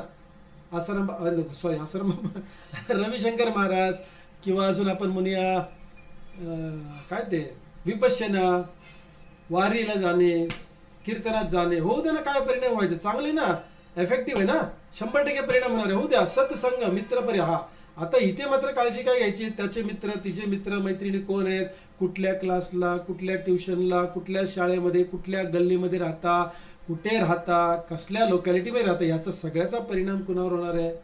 त्याच्यावर किंवा तिच्यावर होणार आहे. माझ्या थोरल्या मुलीचं ॲडमिशन मी याच्यावर केलं आहे, अण्णासाहेब डांगे आयुर्वेदिक महाविद्यालय, आष्टस, सांगली. ओके. कॅम्पस बघितलं, मुलगी, हा पप्पा काय भारी, अबे तुला वर्गात शिकायचं का कॅम्पसमध्ये शिकायचं? बे कॅम्पसमध्ये शिकायचंय का? नाही, पण कॅम्पस, मी म्हणत नाही कॅम्पस चांगला नसावा, पण तुला सांगतो, कोडोली कॉलेजला गेलो होतो, कोल्हापूर वारणानगर जवळ कोडोलीला आहे ना, तर त्या आयुर्वेदिक कॉलेजमध्ये गेलो, तर ते कॉलेजमध्ये ती म्हणजे आमची शाळा मोठी होती याच्यापेक्षा. कसलं कॉलेज आहे, कॉलेज वाटत नाही. हॉस्टेलला गेलं तर म्हणजे चाळच आहे, आणि तशीच होती मला. पण मी म्हटलं, अरे तुला 4 वर्ष काढायचे, 4.5 वर्ष. नाही बाबा, हे नाही जमणार आपल्याला. आणि ते कॉलेज अकॅडमिक जरा स्ट्रिक्ट होतं. एका सुट्टीला, म्हणजे आपण म्हणतो ना ॲब्सेंटीला, 1000 रुपये दंड होता. आता पालक तर म्हणा असलंच कॉलेज पाहिजे, येस ऑर नो, आणि अजूनही दंड घेतात. ते आयुर्वेदिक कॉलेज कोडोलीचं आहे. ओके. तर ती म्हणजे, हे बाबा, हे असलं कॉलेज नाही चालणार आपल्याला. का? आता मला हे माहिती होतं DMIT मध्ये काय दाखवलंय, वातावरणाचा परिणाम होतो. आणि मी तिला फोर्सफुली ठेवू शकलं असतं, मेरिट प्रमाणे तिचं मेरिट हाय होतं, तिला तेच कॉलेज मिळालं असतं, पण थोडंसं मेरिटला खाली. पण अण्णासाहेब डांगे सुद्धा चांगलं महाविद्यालय, राईट, अकॅडमिक्स ते पण चांगलं होतं. पण आपण नेहमी काय बघणार की आपल्या मार्कांना जे योग्य कॉलेज तेच घेणार आपण. पण वातावरणमुळे काय झालं, ती म्हटली नाही पप्पा, घ्यायचं तर इथे घ्यायचं. आणि त्यात सुद्धा आता अण्णासाहेब डांगे कॉलेजमध्ये गेल्यावर 2 हॉस्टेल होते, एक ओल्ड हॉस्टेल होतं, एक नवीन हॉस्टेल होतं. आता तुम्हाला चांगलं माहीत पडलं असेल की कुठलं हॉस्टेल तिने सिलेक्ट केलं असेल. ऑफकोर्स नवीन हॉस्टेलची फीस जास्त होती. आता जुनं हॉस्टेल काही चुकीचं नव्हतं, छानच होतं, चांगलंच होतं. पण जे नवीन आहे, डायरेक्ट माइंडमध्ये काय गेलं, वातावरणाचा परिणाम होता म्हटलं, आणि पहिलीच बॅच होती त्यांची त्या हॉस्टेलला जाणारी, ऑफकोर्स त्याने तेच हॉस्टेल घेतलं. बात समज पा रे. सो इफेक्टिव्ह लर्नर आहे, राईट, इफेक्टिव्ह थिंकर आहे, तर त्यांच्यावरती वातावरणाचा परिणाम आहे. सत्संग विषय संपला. बरोबर, तुमच्या हातात काय मी ते सांगितले. जर कॉग्नेटिव्ह आहे तर थोडं चॅलेंज होऊ शकतो की तो ऐकणार नाहीये, तर तुम्हाला फक्त हा अभ्यास करायचा आहे आपल्या मुलांविषयी की तो काय सांगितल्यावर किंवा कसं सांगितल्यावर, कुणाच्या माध्यमातून सांगितल्यावर त्याला पटतं, त्याला पटलं की तो विषय त्याचा झाला. सिंपल आहे. बात समज बरं ना. आता ज्यावेळेस व्यसनमुक्तीसाठी लोक आमच्याकडे येतात तेव्हा आम्ही बघतो इफेक्टिव्ह आहे का कॉग्नेटिव्ह आहे. कॉग्नेटिव्ह असेल तर त्याचा बाप पण त्याची दारू सोडू शकत नाही. समजून घ्या, बऱ्याच वेळेला असं होतं. का मी स्ट्रॉंगली बोलतोय, कारण विषय डोक्यात गेला पाहिजे आपल्या, बरोबर आहे. मग जर कॉग्नेटिव्ह पर्सनॅलिटी असेल तर त्याला पटणारे मुद्दे मला काउन्सिलिंग मध्ये बोलावे लागतात, त्याच्या अँगलने बोलावं लागतं आणि त्याच्याकडनंच मधून घ्यावं लागतं की हा बरोबर आहे सर, हे माझं जरा चुकतंय. तो तोंडाने बोलेल असं मला बोलावं लागतं काउन्सिलिंग मध्ये. बात समज पा रहे की नाही. सो कॉग्नेटिव्ह जर आपलं मूल असेल तर त्याच्या तोंडातून वधून घ्यावं लागेल तुम्हाला, जे तुम्हाला करून घ्यायचंय त्याच्याकडनं, कारण ते त्याचं मत असणार आहे, त्याचा विचार असणार आहे, त्याचं बोलणं असणार आहे, तर बोलावं तसं लागेल तुम्हाला. हॅलो, आता हे तुमची कसरत आहे की त्याची कसरत आहे? त्याची नाही, तुमची कसरत आहे. सो तुम्हाला कुठल्या पद्धतीने कम्युनिकेट करायचं ठरवावं लागेल, कारण त्याचा थिंकिंग टाईप कसा आहे, आय मी माय सेल्फ, नाही ऐकणार. पण एकदा त्याला पटलं की तो कुणाचंच ऐकत नाही, मग चांगली गोष्ट ना. त्याला पटवून देणं इथपर्यंत आपला प्रॉब्लेम आहे. ते संवाद कौशल्य आपल्याला साधायचं, राईट. आता खूप कमी वेळेला तुम्हाला रिव्हर्स किंवा रिफ्लेक्टिव्ह मिळते. रिव्हर्स म्हणजे काय, ह्यांच्याशी बोलताना कसं बोलायचं असतं माहितीये का. मी यांचा विचार कसा चालतो की आता मी उलटा विचार आहे. रिव्हर्स म्हणजे उलटा विचार करणारी मंडळी ती. ओके, ह्यांना सरळ सांगितलेलं चालत नाही, काम सांगताना उलटं सांगायला तर तू लवकर येऊ नका, मग मी तुला सांगतो. म्हणजे आपल्याला सांगायचं काय लवकर आहे ना, पण याला उलटं सांगायला लागतं. तू लवकर येऊ नका, मग तुला सांगतो, मग तो लवकर येतो. नुसतं लवकर आहे म्हटलं ना त्याला काय फरक पडत नाही, मग त्याला किकच बसत नाही ती लवकर येण्याची. पण त्याला पनिशेबल म्हणजे थोडंसं रिव्हर्स पद्धतीने सांगितलं की त्याला पटतं, समजतं, हा त्यांचा विचार असतो, राईट. सरळ विचार कमी करणार ही मंडळी रिव्हर्सचा विचार जास्त करत असतात. आता जर समजा उजवा हात, म्हणजे माझा उजवा हा माझा उजवा हात आहे, उजव्या हाताला जर लूप असतो ना, लूप असतो, लूप, राईट, फ्लो, राईट. तो उजव्या हाताला जर डावीकडे लूप असेल तर आर असतो, आणि डाव्या हाताला जर उजव्या साईडला लूप असेल आणि डेल्टा अपोजिटला असतो, राईट. लूप जर उजव्या साईडला असेल तर तो आर असतो. असं फार रेअरली असतं, अशी फार कमी मुलं असतात, त्यामुळे त्याचं टेन्शन घेऊ नका तुम्ही. पण सांगायला तुम्हाला समजलं पाहिजे की रिव्हर्स थिंकर असतात, उलटा विचार कर, प्रवाहाच्या विरुद्ध म्हणतो ना आपण, असा विचार करणारी मंडळी असतात. त्यामुळे त्यांना कम्युनिकेट करताना सांगताना त्या थिंकिंग पॅटर्नचा विचार आपल्याला करायला लागतो की मी जर असं बोललो तर हा कसा विचार करणार आहे आणि कसा रिॲक्ट करेल. असं कम्युनिकेशनची साधनं तुम्हाला वापरायला लागणार आहेत. ओके, हे खूप कमी प्रमाणात असतात. आणि रिफ्लेक्टिव्ह जी आहेत, रिफ्लेक्टिव्ह स्पंज सारखे काय पण त्याच्या मागे ऑब्झर्वच करतात. ते स्पंज कसं पाणी घ्या टाका काय सगळं ऑब्झर्व करतात, राईट, शोषून घेतात. तशी रिव्हर्स थिंकर आहेत, मेजॉरिटी गोष्टीचं शोषण करणार आहेत. ती शोषण नाही म्हणत, शोषून घेणार आहेत, शोषण नाही, सॉरी, राईट. ते ॲब्झॉर्ब करणार आहेत, राईट. सोप घेणार, काय ॲब्झॉर्ब करतील, बस ॲब्झॉर्बच ठीक आहे, मला जास्ती मराठीमध्ये गडबड होऊन जाते, करेक्ट आहे ना. तर सोक होतील ही मंडळी, जास्ती ॲब्झॉर्ब करतील ही मंडळी, राईट. सो ह्या दोनचा फार विचार करू नका तुम्ही. ओके, कॉग्नेटिव्ह आणि इफेक्टिव्ह फार इम्पॉर्टंट आहे. जर 50-50% असेल तर असं असू शकणार ना, कॉग्नेटिव्ह 50%, इफेक्टिव्ह 50% आहे, तर समजून जायचं स्व 50%, वातावरण 50% आहे. सिंपल. जर समजा 60-40 असेल तर 60% कॉग्नेटिव्ह असेल तर 60% आय मी माय सेल्फ आहे, 40% वातावरणाचा परिणाम होणार आहे. अशा पद्धतीने तुम्हाला मुलांशी डील करावं लागेल, राईट. ओके, आता personality type, eagle, owl, peacock आणि डाव. इसके लिए आगे चलते हैं. ईगल, आउल, पीकॉक एंड डाव.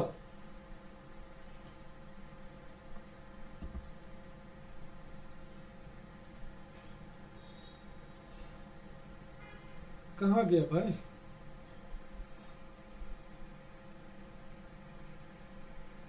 आपण जेवढं आज डिस्कस करतोय तेवढंच वाचायचं बरं का तुम्हाला. परत एकदा सांगतोय, मागचा इतिहास जो काय आहे, डीएमआयटीचा इतिहास, डीएमआयटी संशोधन कोणी केलं, काय केलं, इकडे अजिबात वेळ वाया घालवू नका. ते मार्केटिंगचा फंड आहे सगळा. ओके,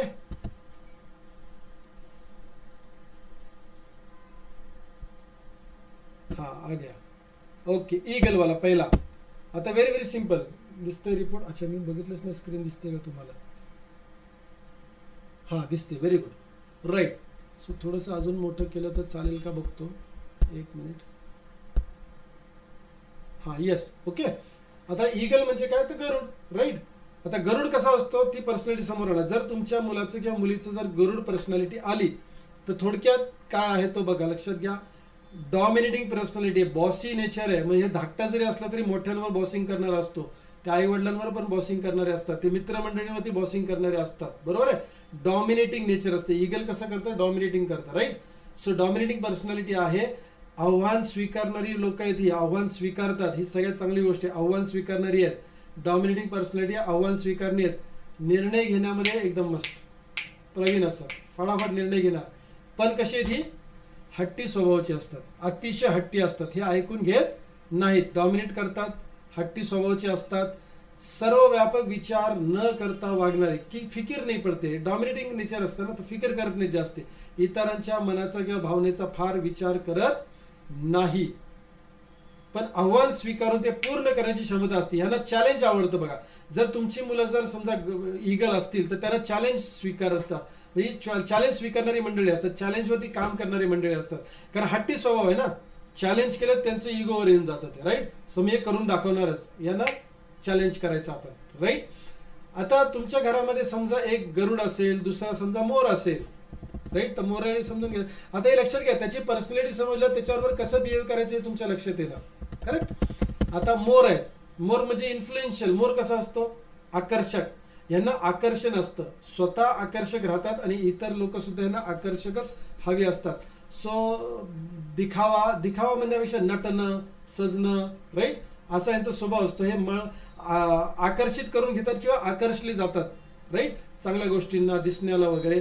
आणि मन मिळावं असणार आहे, सतत आनंदी राहणार, राईट, स्वतःमध्ये असणार, लोकांमध्ये मिसळायला आवडणार, लोकाभिमुख. याचा अर्थ काय की ते सहज म्हणजे लोकांमध्ये उठून दिसतील, लोकांमध्ये पुढे जातील, करेक्ट आहे. आणि यांना अट्रॅक्ट करायला आवडतं, किंवा लोकांनी आपल्याकडे पाहावं, लोकांनी आपल्याकडं नजर टाकावी, किंवा लोकांनी आपल्याला लक्षात घ्यावं. एखाद्या ठिकाणी गेलं आणि यांच्याकडे जर कोणी लक्ष दिलं नाही, दुर्लक्षित असले की यांना बरोबर वाटत नाही. बात समजणार की, राईट. आपल्या धुनकीमध्ये राहणं, मौज मजा मस्ती करणं, राईट, सकारात्मक जीवन असते यांचं, राईट. बच्चर लोकांमध्ये गेले, बच्चर करणं म्हणजे काय, बोलणं चालणं आवडतं, राईट. यांना वेळेचं भान राहत नाही, राईट, यांना वेळेचं भान राहत नाही. आता जर तुमचं मूल असं असेल तर समजून घ्या, त्यांचा ड्रेस सिलेक्ट करताना, त्यांची रूम सजवताना, त्यांचे बुक्सला कव्हर लावताना हा विचार आपण केला पाहिजे, करेक्ट आहे की नाही. सकारात्मक जगतात तर सतत यांच्यासमोर नकार घंटा, तू नको करू, मग सांगतो तुला नको करू, कशाला नकार घंटा लावताय. तो रिव्हर्स थिंकर आहे का, नाही आहे ना, तो इन्फ्लुएन्सर आहे, त्याला मोटिवेट कसं करता येईल, त्याला चित्रबित्र दिले चांगली, राईट, रूम सजवली, गिफ्ट करताना आकर्षक गोष्टी त्याच्यामध्ये असल्या, चांगला ड्रेस, म्हणजे दिसणं, नटणं, राईट, लोकांमध्ये उठून दिसणं, ह्यांना चांगलं वाटतं, बरोबर आहे. ह्या गोष्टी त्यांच्या जपल्या तर त्यांची पर्सनॅलिटी अजून खुलते, लक्षात घ्या, राईट. हे रद्दी राहताना लोक दिसणार नाहीत, अगदी सहज कुठे जायचं म्हटलं तरी व्यवस्थित तयार होऊन जाणार, करेक्ट आहे की नाही. चप्पल चांगली पाहिजे, हे चांगलं पाहिजे, ते चांगलं पाहिजे. सो नटणं, मुरडणं, छान राहणं, व्यवस्थित राहणं, इस्त्रीचे कपडे घालणं, असा यांचा स्वभाव आहे, राईट. आणि enjoyable personality, jolly kind of personality आपण म्हणू शकतो याला, ओके. त्याच्यानंतर येतं, नाही आधी डॉमिनेंट वाला, हा घुबड घ्या, घुबड, राईट. औल. आता औल कसा आहे, तर्कशील. घुबड कसा आहे, तर्कशील, विचारी, पद्धतशीर, शिस्तबद्ध स्वभाव, काटेकोरपणा आहे ना, राईट. निर्णय घेण्यासाठी मंद का, कारण जास्त विचार करणे, तर्क वितर्क लावणार, का, कधी, कुठे, कसं, हे का, ते का, असं का, तसं का. आणि हे डिसिप्लिन प्रिय व्यक्ती, शिस्तप्रिय व्यक्ती आहेत, राईट. निर्णय घेण्यामध्ये वेळ लावणार, बरोबर आहे. आणि सहजासहजी बदल करत नाहीत, सहजासहजी बदल करणार नाही, जे आपलं आहे तेच पुढे नेणार. आणि शक्यतो या लोकांमध्ये ना शिस्त जास्त आहे, किंवा अतिशय मंदगती विचारांमध्ये, तशी कृतीमध्ये पण दिसते. यांना आव्हान स्वीकारायला आवडत नाही, आव्हान स्वीकारण्याची क्षमता कमी असते, राईट. सो जर आपला बच्चा काय आहे, औल पर्सनॅलिटीज आहे, तर तुम्ही जर सतत त्याला आव्हान फेकत राहिलात तर कसं होईल, त्याला तो डिस्कम्फर्ट वाटणार आहे. सारखं सारखं चॅलेंज कुणाला फेकायचं, वरच्याला फेकायचं. जो ईगल आहे त्याला चॅलेंज फेकायचं, आऊलला चॅलेंज फेकून चालणार नाही. कारण तो खूप विचारांमध्ये राहणारा व्यक्ती आहे. कृती कमी करणार, विचार जास्त करणार आहे. बरोबर आहे. सो प्रत्येक गोष्टीच्या खोलामध्ये जाणार. आता तुम्ही थोडंसं जरी त्यांना बोलला, टचकन लागणार आणि ते जास्त विचार करणार त्याच्यावर. आणि जर इमोशनल क्वेश्चन हाय असेल तर मग मिळवलाच कार्यक्रम. सहज पारे. आता रिपोर्ट सगळीकडनं कसा जुळवून लावायचा असतो. ओके. आता ह्या मुलाची जी पर्सनॅलिटी तुम्ही चेंज नाही करू शकत, पण ज्या पद्धतीने तुम्हाला कम्युनिकेट करायचे, ज्या पद्धतीने त्याच्याबरोबर व्यवहार करायचा, कम्युनिकेट संभाषण साधायचे, ते तुम्हाला बदलायचे. समजून घ्या. समोरचा व्यक्ती बदलला नाही. मग तुम्ही गुवाड असाल, बरोबर आहे, मोर असाल, काही पण असाल, पण तुम्हाला हे समजून घ्यायचे की समोरचा कसा आहे. मग तुम्ही डव असाल म्हणजे पारवा असाल आणि तो जर समजा गुबड आहे, तर तुम्हाला गुबडाला काय लागतं हे बघणं गरजेचं आहे. तुम्ही म्हणा अरे पण मी तर डव आहे. हो डव आहे बरोबर आहे, पण काम समोरच्याकडनं करून घ्यायचं ना. आता मुलांच्या करिअरवरती आपला फोकस आहे. बरोबर की नाही. सो आणि हे सुद्धा म्हणजे पारव्याने गुबडाशी, गुबडाने मोराशी, मोराने सगळ्या इतरांशी कसं वागायचं ते सविस्तर आपल्या रिपोर्टमध्ये आहे. आता ते तुम्ही वाचलं तुमच्या लक्षात येईल. पारवा कसा आहे, निष्ठावान आहे, माणसांवर प्रेम करणार आहे, कष्टाळू आहे, संघटित काम करणार आहे, टीम स्पिरिटमध्ये काम करणार आहे, टीममध्ये काम करणार, टीमला लीड करणार आहे. म्हणजे पीपल फ्रेंडली ज्याला आपण म्हणतो, पीपल सहज लोकांमध्ये मिसळणार, लोकांकडून काम करून घेणे, फ्रेंडशिप, भावनांना महत्त्व देणार, राईट, मन मिळव आहेत. म्हणजे तुसडेपणा नाही. करेक्ट आहे ना. वाद घालणार नाहीयेत, कुणाला दुखवणार नाहीयेत, राईट. कुठलीही जोखीम स्वीकारायची नसते. जोखीम स्वीकारायला आवडत नाही, पण निष्ठावान आहेत. खंबीरपणा यांच्यामध्ये आढळतो. फ्लेक्सिबिलिटी जरी असली तरी खंबीरपणा आढळतो. लक्षात घ्या. राईट. सो पीपल फ्रेंडली लोक आहेत कुठली, पारवावाले. राईट. सो ज्या पद्धतीचा व्यक्ती आहे त्या पद्धतीमध्ये तुम्ही डील करायचंय. तुम्ही भले कोणी असाल. मुलगा जर समजा डव आहे म्हणजे काय, पारवा आहे. डव म्हणजे पारवा आहे. तुम्ही गुबाड असाल, मोर असाल किंवा ईगल असाल, त्याच्याने काय फरक पडत, गरुड असाल त्याच्याने काय फरक पडत नाही.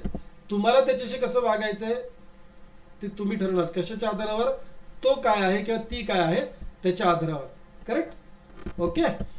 Very good. आता बाकीचा पोर्शन जो आहे तो तुम्हाला वाचायचा आहे, जो मी पुढे पुढे घेऊन चाललोय. सांगून झालेला आहे. डव डव बरोबर डव, ईगल बरोबर डव, कुणाबरोबर काय कसं आहे ना, ते सगळं असाइनमेंट आहे तुम्हाला. आता पुढे जाणार आहोत आपण हॉबीजकडे आणि डिपार्टमेंट सिलेक्शन. हां, हे कॉग्नेटिव्ह मी तुम्हाला सांगितलं मगाशी. कॉग्नेटिव्ह आणि अफेक्टिव्ह पण सांगितलं, रिव्हर्स सांगितलं, राईट, रिफ्लेक्टिव्ह सांगितलं. लर्निंग टाईपबद्दल पण बोललो आपण. बरोबर आहे. ऑडिटरी, व्हिज्युअल, कायनेस्थेटिक याच्याबद्दल बोललेलो आहोत. करेक्ट. ग्राफच्या माध्यमातून दाखवलंय.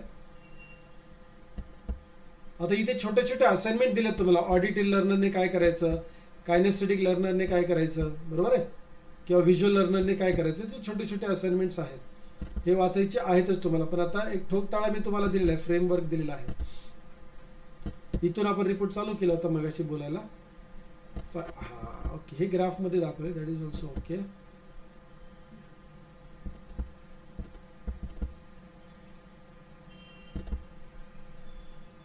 हे जे 8 इंटेलिजन्स जे आपण बोललो ना, ते हे सगळे 8 इंटेलिजन्स आहे. इंट्रापर्सन, इंटरपर्सन, लॉजिकल, व्हिज्युअल वगैरे. राईट. ओके. आता मी नवीन जेव्हा काउन्सिलिंग करायला चालू केलं तेव्हा मी हे सगळं वाचत बसायचो. आणि काउन्सिलिंग कमी वाचणं जास्त व्हायचं. 2-2, 3-3 तास लागायचे वाचायला. आता समजून सांगायला तेवढे तास लागत आहेत, कारण आता डीपमध्ये सांगायचं चाललंय कार्यक्रम. आणि तेव्हाही लोक वाचून दाखवल्या म्हणायची की छान सांगितलं. का माहितीये का, कारण लोक वाचत नव्हते आणि मी वाचायचो. जे पालक लोक वाचत नव्हते आणि मी वाचायचो, त्यांना वाटतं बरं झालं आपलं काम यांनीच केलं. पण ठीक आहे, सुरुवात होती ना काउन्सिलिंगची. ओके. हे सगळे इंटेलिजन्स ज्याच्याबद्दल आपण सगळे बोललोय बरं का. सगळे म्हणजे मी बोललो याच्यावरती.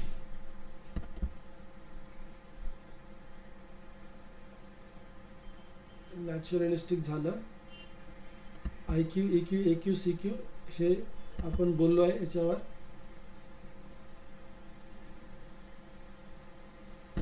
आ गया डिपार्टमेंट सिलेक्शन. ओके. आता एखाद्या व्यक्तीने डिपार्टमेंट कसं सिलेक्ट करायचं, एकदम सिंपल आहे बघा. इथे department selection based on MI म्हणजे काय, मल्टिपल इंटेलिजन्स.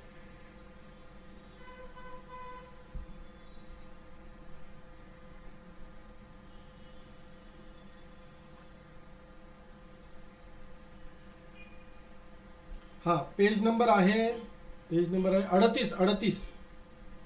नका चिंता करू, तुम्ही पेज नंबर नाही बघितला तरी हरकत नाहीये. आता समजून घ्या, इथं डिपार्टमेंट सिलेक्शन जे आहे ना ते तुम्हाला कुठलं बघायचं आहे, हायेस्ट 2 किंवा 3 बघायचे, हायेस्ट उजवीकडे बघायचे आहे ना. हा जो ग्राफ दाखवलाय ना तो हायेस्ट बघायचा तुम्हाला. तर ह्या केसमध्ये बघा इथे मार्केटिंग सेल्स दाखवते हायेस्ट, आणि दुसरा हायेस्ट आहे लीगल, तिसरा हायेस्ट आहे HR, ऍडमिनिस्ट्रेशन, हे सगळे एकाला दिसतात बघा, बरोबर आहे. सो जास्ती ग्राफ कुठे जातोय ना तो बघायचा डिपार्टमेंट आपल्याला. ऍडमिन डिपार्टमेंटचा हा व्यक्ती असू शकतो, HRचा असू शकतो, लीगल थोडंसं कमी आहे, सिस्टम मॅनेजमेंट पण थोडं कमी आहे, आणि मार्केटिंग सेल्स पण त्याच्यापेक्षा कमी आहे. तर तुम्हाला ते मार्केटिंग दिसणार नाही, अगदी लाईट दिसतंय ते मार्केटिंग, पण येस ओके. आता इथे आपल्याला डिपार्टमेंट कळतं, ठोकताळा कळतो की कुठल्या डिपार्टमेंटचा हा व्यक्ती आहे. ओके, ह्याच डिपार्टमेंटमध्ये जाईल निश्चित नाहीये. हे डिपार्टमेंट त्या व्यक्तीसाठी काय फेवरेबल डिपार्टमेंट आहेत किंवा सेक्शन्स आपण म्हणू. ओके, पण खरं आपल्याला पुढे कळणार आहे, राईट. इथे ठोकताळा कळा, HRचा माणूस आहे, IT चा आहे, लीगलचा आहे, लॉजिस्टिकमध्ये जाईल, फायनान्समध्ये जाईल, ॲडव्हर्टायझिंगमध्ये जाऊ शकतो का, ॲडमिन सांभाळू शकतो का, अकाउंटिंगमध्ये जाऊ शकतो का, राईट. असे हे ग्राफ दिसणार तुम्हाला इथे. आता हे बघून फक्त डोक्यात ठेवायचे, निर्णय याच्यावर घ्यायचा नाही, याच्यावर निर्णय घ्यायचा नाही, घ्यायचा आहे कशावर, एक्का बादशाह राणी, जे तुम्हाला पुढे चार्टमध्ये मी दाखवणार आहे, जी हिरवी पानं तुम्ही पाहिली असतील वाचताना. ओके, नाव कम्स एक्स्ट्रा करिक्युलर ऍक्टिव्हिटी, ज्याला आपण छंद वर्ग वगैरे म्हणू शकतो, की एक्स्ट्रा रिक्रिएशन ऍक्टिव्हिटी व्यक्तीने काय केल्या पाहिजेत. योगा, ट्रेकिंग, स्पोर्ट्स, राईट, वगैरे वगैरे असे सगळे आहेत. तर आपल्याला कुठले बघायचे, हायेस्ट वाले बघायचे. म्युझिक इथे दाखवले, फॉरेन लँग्वेज किंवा डिबेट, ज्याला तुम्ही वादविवाद स्पर्धा म्हणू शकता, किंवा लँग्वेजेस, राईट. तर छंद जोपासताना वरचे 2 किंवा 3च बघायचे, जास्ती नाही, राईट. आणि कशा तरी एकावरती जास्त फोकस करायचा, करेक्ट ना. सो इथे एरोबिक्स असेल, aircraft, astronomy, bird watching, calligraphy वगैरे वगैरे जे आहे, राईट. याच्यामध्ये जास्त ग्राफवाले पहिले 2 किंवा 3 जे आहेत ना ते बघायचे, आणि त्याच्यावरती त्याला फोकस करायला सांगायचं. याचा अर्थ मग तो पोहणारच नाही का, त्याने व्यायाम करायचाच नाही का, त्याला कुकिंग दाखवलंय मग त्याने व्यायाम करायचं असं नाही. पण जास्त छंद म्हणून कुठला जोपासणार, कुकिंग जोपासेल कदाचित, राईट. आणि तो जर कायनेस्थेटिक ग्रॉस मोटर स्किल असेल तर जिम करणारच तो व्यक्ती, राईट. ओके, हा झाला छंदाचा part. Okay, now subject selection based on multiple intelligence. Subject, आता इथे सब्जेक्ट आलं, लक्षात घ्या. IT, engineering, mathematical, medical, life science, sociology, psychology, mass communication. तो जास्त ग्राफ मोठा जो आहे ना, ग्राफ जो मोठा आहे, बार म्हणतो आपण याला, राईट. सो मास कम्युनिकेशनचा बार मोठा दाखवतोय, तो हे डिपार्टमेंट त्या व्यक्तीसाठी मोठं आहे. त्याच्या खालोखाल कुठलं आहे, पॉलिटिकल अफेअर्स, राईट. त्याच्यानंतर खाली कुठलं आहे ते मॅनेजमेंट, आणि एक आर्टिस्ट्री मोठा आहे. इथे आर्टिस्ट्री पण मोठं दाखवतं, राईट. कदाचित पॉलिटिकल अफेअरपेक्षा आर्टिस्ट्री मोठा आहे, आणि मास कम्युनिकेशन. तर ह्या मास कम्युनिकेशन आणि आर्टिस्ट्री मिळून कदाचित त्याचं करिअर येऊ शकणार. मी आता कदाचित का म्हणालो, कारण आपण अजून पुढे करिअरकडे गेलेलो नाहीये, राईट. आता आपल्याला ठोकताळा मिळतोय अजून. ओके, नाव आता हिरवी पानं जी आलीत, आता याच्यामध्ये आपण फार डोकं लावायचं नाहीये. जे डोकं लावायचे ते डोकं आपण व्यक्तिमत्वाचा विकास करण्यासाठी, त्यांच्या लर्निंग स्टाईलसाठी, लर्निंग स्पीडसाठी, IQ, EQ, AQ, CQ, VQ साठी लावलेलं आहे, पर्सनॅलिटीसाठी लावलेलं आहे. म्हणजे जडणघडणसाठी आपण भरपूर डोकं लावले, त्याच्या व्यक्तिमत्वाचा विकास आपण चांगला केलेला आहे. कम्युनिकेशन कसं करायचंय, कॉग्निटिव्ह आहे, अफर्मेटिव्ह आहे, सगळं बघितलंय. आणि आपण हा रिपोर्ट आतापर्यंत वापरत पुढे आलाय. मग बिंदास 10वीला किंवा 12वीला हे पान उघडायचं, डोक्यात विषय राहणार आहे आपल्या, पण डीप मध्ये जाण्यासाठी तेव्हा उघडायचं, आणि मग बघायचं की 1 नंबर, 2 नंबर, 3 नंबर कुठे आहे. करेक्ट, 1 नंबर, 2 नंबर, 3 नंबर कुठे आहे ते बघायचं. आता इथे 14 नंबरला, 17 नंबरला इंजिनिअरिंग, IT दाखवतंय, मॅथमॅटिकल दाखवतंय. सो हे विचार सुद्धा करायचा नाही याचा.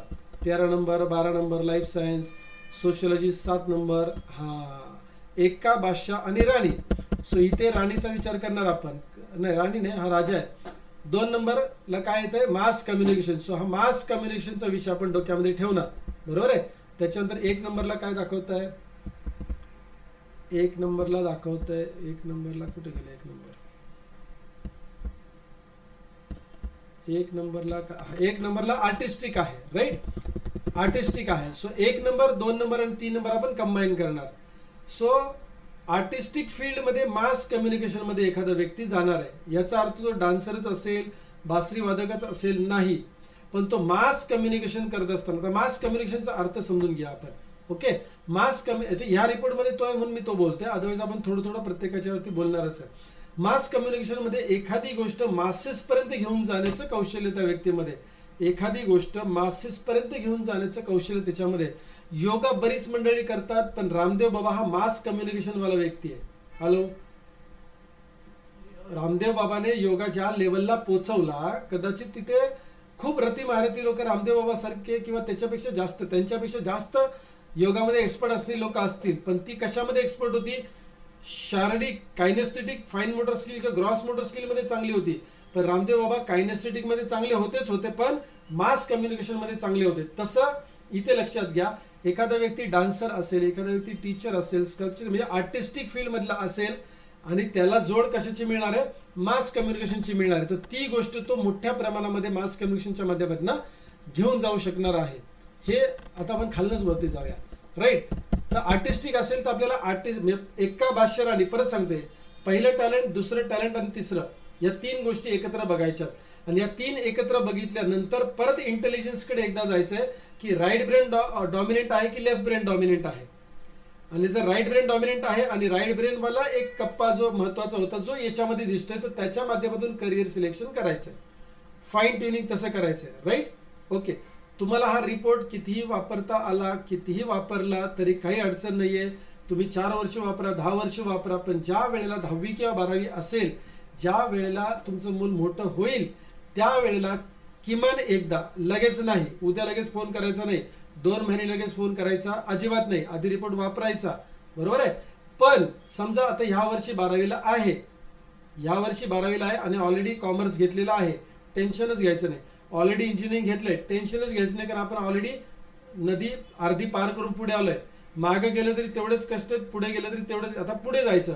हा रिपोर्ट बघून मी तुम्हाला 10च मिनिटांमध्ये सांगणार की त्या व्यक्तीने काय करायचं. टेन्शन घ्यायचं नाही. जे सतत तुमचा माझ्या पाठीमागे प्रश्न असतो, सर तेवढं सांगा ना, तेवढं मी सगळ्यात शेवटी सांगणार, लगेच सांगणार नाही. का? नाही तर या रिपोर्टचा अपमान आहे मग. कारण रिपोर्ट व्यक्तिमत्व विकासावरती जास्त फोकस करतो, करिअरवरती कमी करतो. कारण नुसतं करिअर समजून काहीच उपयोग होत नाही, लक्षात घ्या. व्यक्तिमत्वाचा विकास झाला, लर्निंग वाढलं, स्कोरिंग वाढलं, सक्षम झाला, तर ते करिअर चांगल्या पद्धतीने पुढे घेऊन जाईल. सो करिअरचं तुम्ही टेन्शन घेऊ नका, मी वैयक्तिक तुम्हाला गाईड करणार आहे. भले तुम्ही 1000 नाही भरले तरी सुद्धा, याचा अर्थ मी ब्लाइंडली तुम्हाला गाईड करणार नाही. का? तुम्ही रिपोर्ट वापरताय का नाही वापरताय, तुमच्याबरोबर गप्पा मारल्यावर मला कळणार आहे की तुम्ही रिपोर्ट वापरताय की नाही वापरत. आणि त्या व्यक्तीला मी 100% गाईड करणार, वापरले असेल तर. आणि रिपोर्ट वापरला नसेल हे लक्षात आलं तर मग 1000 रुपये भरून काउन्सिलरच्या माध्यमातून काय करणार, तुम्हाला काउन्सिलिंग करून देणार. मग तिथे माझा पर्सनल इंटरेस्ट राहत नाही. का राहत नाही? कारण तुमचाच पर्सनल इंटरेस्ट नाही तुमच्या मुलांमध्ये. मी फार क्लिअर आहे त्या बाबतीमध्ये. ओके, चला इकडे येऊया. सो आर्टिस्टिक पहिला असेल, दुसरा कुठला आहे, तिसरा कुठला, हे आपल्याला बघायचं आहे. त्या दृष्टिकोनातून त्यांना कल्चर करून पुढे घेऊन जायचंय. मग त्यांची मनस्थिती असेल, त्यांचे इंटेलिजन्स असेल, त्यांना कोचिंग देणं असेल, त्या दृष्टिकोनाने क्लासेस असेल, अकॅडमी असेल, हे आपल्याला द्यायचं आहे, राईट. आता स्पोर्ट्स असेल, पहिल्या 1, 2, 3 मध्ये जर स्पोर्ट्स आला तर नॉट नेसेसरी की फक्त काही लोक म्हणतात नाही क्रिकेटचं लय वेड आहे त्याला, तो वेडा आहे मग, राईट. पॅशनेट आहे का, टॅलेंट त्या लेवलचं आहे का, ते चेक करा. आता हल्ली क्रिकेट कुणालाही आवडतं, कुणालाही खेळायला आवडतं, त्याच्यामध्ये काही प्रॉब्लेम नाही आहे. पण समजा ते 1 नंबर 2 नंबर 3 नंबर मध्ये येत असेल तर तुम्ही स्पोर्ट्स करू द्या, काही प्रॉब्लेम नाही आहे. पण प्लॅन बी रेडी पाहिजे. मग प्लॅन बी काय आहे, मग तो कॉमर्सवाला आहे का, मॅनेजमेंटवाला आहे का, इंजिनिअरिंगवाला आहे, हा प्लॅन बी वरती फोकस करायचा, लक्षात घ्या. Not necessary. बघा आता क्रिकेटचाच विषय घ्या, फुटबॉलचा घ्या, कसं घ्या, 12-15 लोकांचंच करिअर घडतं, राईट. सो प्लॅन बी पाहिजे. मग भले तो आयुष्यभर क्रिकेट खेळेल, काही प्रॉब्लेम नाही. जसं मी मागाशी बागेचं एक्झाम्पल दिलं किंवा टाटा मोटरवाल्याचं एक्झाम्पल दिलं, राईट. तर त्या केसमध्ये आपण त्याला नोकरी सोडायला नाही सांगितली, पण शेती करायची आहे ना तर काही प्रॉब्लेम नाही, शेतीला पण प्रोत्साहन देणार. पण पेट पूजा सुद्धा महत्वाचे, कमर्शियल फील्ड सुद्धा महत्वाचं आहे, हे 40 मध्ये सांगितलं. पण हे जर ह्या व्यक्तीला कधी कळलं असतं, 11वी-12वीला कळलं असतं, तर ऍग्रिकल्चरला गेला असतं की नाही, तो व्यक्ती का नट बोल्ट टाईट करत बसला असतं टाटा मोटरमध्ये, इंजिनिअरिंग का घेतलं असतं. ते घेतलं कुणीतरी सांगितल्यामुळे, किंवा इंजिनियर व्हायला पाहिजे असं वाटत होतं, ऍग्रिकल्चर डोक्यातच नाही विषय गेला. सो कोणत्या वयामध्ये रिपोर्टचं काउन्सिलिंग आपण करतो हे फार महत्वाचं आहे, कोणत्या वयामध्ये, राईट. आता जर समजा हाच रिपोर्ट जर असेल आणि 3री मधला मूल असेल तर काउन्सिलिंग माझा बदलणार. करिअर मी सांगणार, पण फार फोकस त्याच्यावर नसणार. लर्निंगवर, लर्निंग स्टाईलवर, IQ, EQ, AQ, CQ वर असणार. Right brain operative, left brain operative याच्यावरती जास्त असणार. कम्युनिकेशन कसं करायचं याच्यावर असणार आहे, कारण त्याची जडणघडण सुरू आहे. जर 9वी-10वीच्या दरम्यान असेल तर मेजर फोकस काय असेल, आता लर्निंगवर द्यायचा आणि साईड सिलेक्शनवर द्यायचा आहे. सो रिपोर्ट तोच आहे. आता समजा सगळं ग्रॅज्युएशन झालंय, सगळं झालंय, आता धंदा नोकरी इथपर्यंत आलाय, तर नोकरी धंदा काय करायचं तो याच्या माध्यमातून आपण सांगत असतो. राईट. चलो, फायनान्शियल असेल तर काय, कॉमर्स साईड आहे, बरोबर आहे, किंवा मग MBA इन फायनान्स असू शकतं. करेक्ट. या ठिकाणी तो व्यक्ती जाऊ शकतो फायनान्स रिलेटेड. मग त्याच्यात प्लॅनिंग असेल, इन्शुरन्स असेल, किंवा स्टॉक मार्केटचे ॲनालिसिस करणारी मंडळी असतात. करेक्ट की नाही. आता अकाउंट्समध्ये काम करणारी मंडळी असतात. सो एका साईडला तुम्हाला दाखवलं आहे की सेक्शन्स आहेत जे international business, economics, financial, treasury management वगैरे, अकाउंटिंग, इन्शुरन्स, बँकिंग, ऑपरेशन्स ह्या ठिकाणी.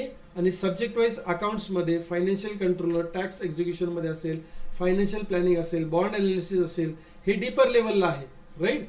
हे ज्या वेळेला आपण त्या व्यक्तीबरोबर बोलतो, आणि लक्षात घ्या, DMIT रिपोर्ट जर लवकर काढला असेल तर तो व्यक्ती त्या त्या क्षेत्रामधल्या तज्ज्ञांबरोबर काय करू शकतो, चांगल्या पद्धतीने बोलू शकतो. राईट. सो मागे सुद्धा किंवा बऱ्याच सेशनमध्ये मी तुम्हाला मुलीचं एक्झाम्पल देतो. आता मी बऱ्याच वेळेला, बरीच वर्ष झालं मुलीचा रिपोर्ट आपण वापरतोय किंवा त्यांच्याबरोबर त्या पद्धतीने डील करतोय. त्यांना कळत नव्हतं तेव्हापासून रिपोर्ट वापरायचं चालू आहे त्यांच्याबरोबर. आता ENTC हा विषय घ्यायचा आहे. आता पुण्यामधल्या चांगल्या कॉलेजेस, पहिले जे टॉपचे 3 पुण्यातले कॉलेज आहेत, त्या एकामध्ये CUP मध्ये मिळणार नाही हे गॅरंटेड आहे, पण PICT आणि PCCOE हे टॉप लेवलची कॉलेज आहेत, त्याच्यामध्ये तिला दोन्हीला ENTC ला मिळणार. ओके. सो एवढं असताना सुद्धा PICT मध्ये एकदा, PCCOE मध्ये 2 वेळेला, आणि ज्या ज्या ठिकाणी तिचा ह्याचं काय म्हणतो आपण त्याला, CETची आणि JEEची एक्झाम झाली, त्या त्या ठिकाणचे शिक्षक मंडळी मला भेटले. 2-3 तास मला जो वेळ होता तो मी त्या शिक्षकांबरोबर घालवला, आणि काय केलं, फाईन ट्युनिंग केलं. Computer science, information technology, machine learning, right, AI पेक्षा, IT आणि AI पेक्षा जास्त टफ फील्ड कुठलं आहे, ENTC फील्ड टफ आहे, पण तिच्या पर्सनॅलिटीसाठी ते फील्ड योग्य असल्यामुळे आपण ते प्लॅनिंग केलंय. राईट. सो मी परत एकदा सांगेन की ज्या वेळेला तुम्ही हा रिपोर्ट करिअरसाठी वापरणार आहात त्यावेळेला माझ्याकडनं 10 मिनिटं जरूर घ्यायचेत. राईट. फाईन. फायनान्स असेल तर कॉमर्स. आता कॉमर्स म्हणजे फक्त कॉमर्स नाही आहे, त्याच्यामध्ये MBAचा फायनान्स पण येऊ शकतो. राईट. इन्शुरन्स सेक्टर पण येऊ शकतो, स्टॉक मार्केट, शेअर मार्केट सुद्धा येऊ शकते. फायनान्शियल प्रोडक्ट्स आहेत सगळे. राईट. त्याच्यानंतर कन्स्ट्रक्शन आणि डिझाईन. कन्स्ट्रक्शन आणि डिझाईन म्हणजे फक्त कन्स्ट्रक्शन म्हटलं की लोकांच्या डोक्यात सिव्हिल येतं, फक्त सिव्हिल ऑफकोर्स कन्स्ट्रक्शन आहे, बरोबर आहे, पण designing something and constructing something म्हणजे तयार करणं जे म्हणतो आपण. राईट. पण डिझाईनशी रिलेटेड जे आहे ते ह्या सेक्टरमध्ये दाखवतोय. तो सिव्हिल इंजिनिअरिंग असेल, इंटिरियर डिझायनिंग असेल, राईट, कमर्शियल प्रोडक्ट डिझायनर असेल, कसे म्हणजे गाडी तयार करणं असेल, किंवा तुम्ही काय म्हणतात त्याला, NID national institute of design. म्हणजे आता काही बघितलं, आता तुम्ही जो मोबाईल समोर घेतला कोणतरी डिझाईन केलाय, हा चष्मा कोणतरी डिझाईन केलाय, लॅपटॉप कोणीतरी डिझाईन केलाय, लॅपटॉपचा कीपॅड कोणीतरी डिझाईन केलाय, काय कोणीतरी कन्स्ट्रक्टर्स केले ना, डिझाईन आणि कन्स्ट्रक्शनशी रिलेटेड. राईट. असा फील्ड आहे. ॲडव्हर्टाइजमेंट डिझायनर असेल, फॅशन मॅनेजमेंट असेल, फॅशन एडिटर असेल, काहीतरी कन्स्ट्रक्ट करणे, डिझाईनच्या माध्यमातून काहीतरी कन्स्ट्रक्ट करणे, अशी ही फील्ड आहे. बरोबर आहे. राईट. नेक्स्ट. आता खालून वर चाललोय आपण. ऍक्च्युली अर्थ एन्व्हायरमेंट, जो नॅचरलिस्टिक पर्सनॅलिटीचा व्यक्ती आहे, नॅचरलिस्टिक पर्सनॅलिटी जर आपल्या 8 इंटेलिजन्समध्ये नॅचरलिस्टिक पर्सनॅलिटी जर त्यांची 1 नंबरला असेल किंवा जास्त असेल तर हा 1 नंबर, 2 नंबर किंवा 3 नंबरमध्ये येणार. राईट. अर्थ आणि एन्व्हायरमेंट. राईट. याला एन्व्हायरमेंटल इंजिनिअरिंग म्हणू शकतो आपण. करेक्ट आहे. सो ॲग्रिकल्चर रिलेटेड म्हणू शकतो, जॉग्राफी रिलेटेड म्हणू शकतो. राईट. त्याच्यानंतर काय म्हणतो आपण त्याला, मरीन इंजिनिअरिंग, मरीनच ना, हा मरीन इंजिनिअरिंग, मरीनला काय म्हणतात, मर्चंट नेव्ही. राईट. सो याच्याशी रिलेटेड जे पृथ्वीशी राईट रिलेटेड फील्ड्स आहेत त्या फील्डकडे जाण्याचा कल ह्या मंडळींचा जास्त असतो. आता जर आपल्याला सुरुवातीपासून कळलं, 8वी मध्ये 10वी मध्ये कळलं, तर आपण अशा प्रकारचे काही व्हिडिओज दाखवू शकतो, एखादा असे ह्याच्यावरचा असलेला सिनेमा दाखवू शकतो, डॉक्युमेंटरीज दाखवू शकतो, पुस्तकं वाचायला देऊ शकतो, जेणेकरून आपल्याला 10वी-12वीला सोपं जाईल त्यातलं फाईन ट्युनिंग करण्यासाठी.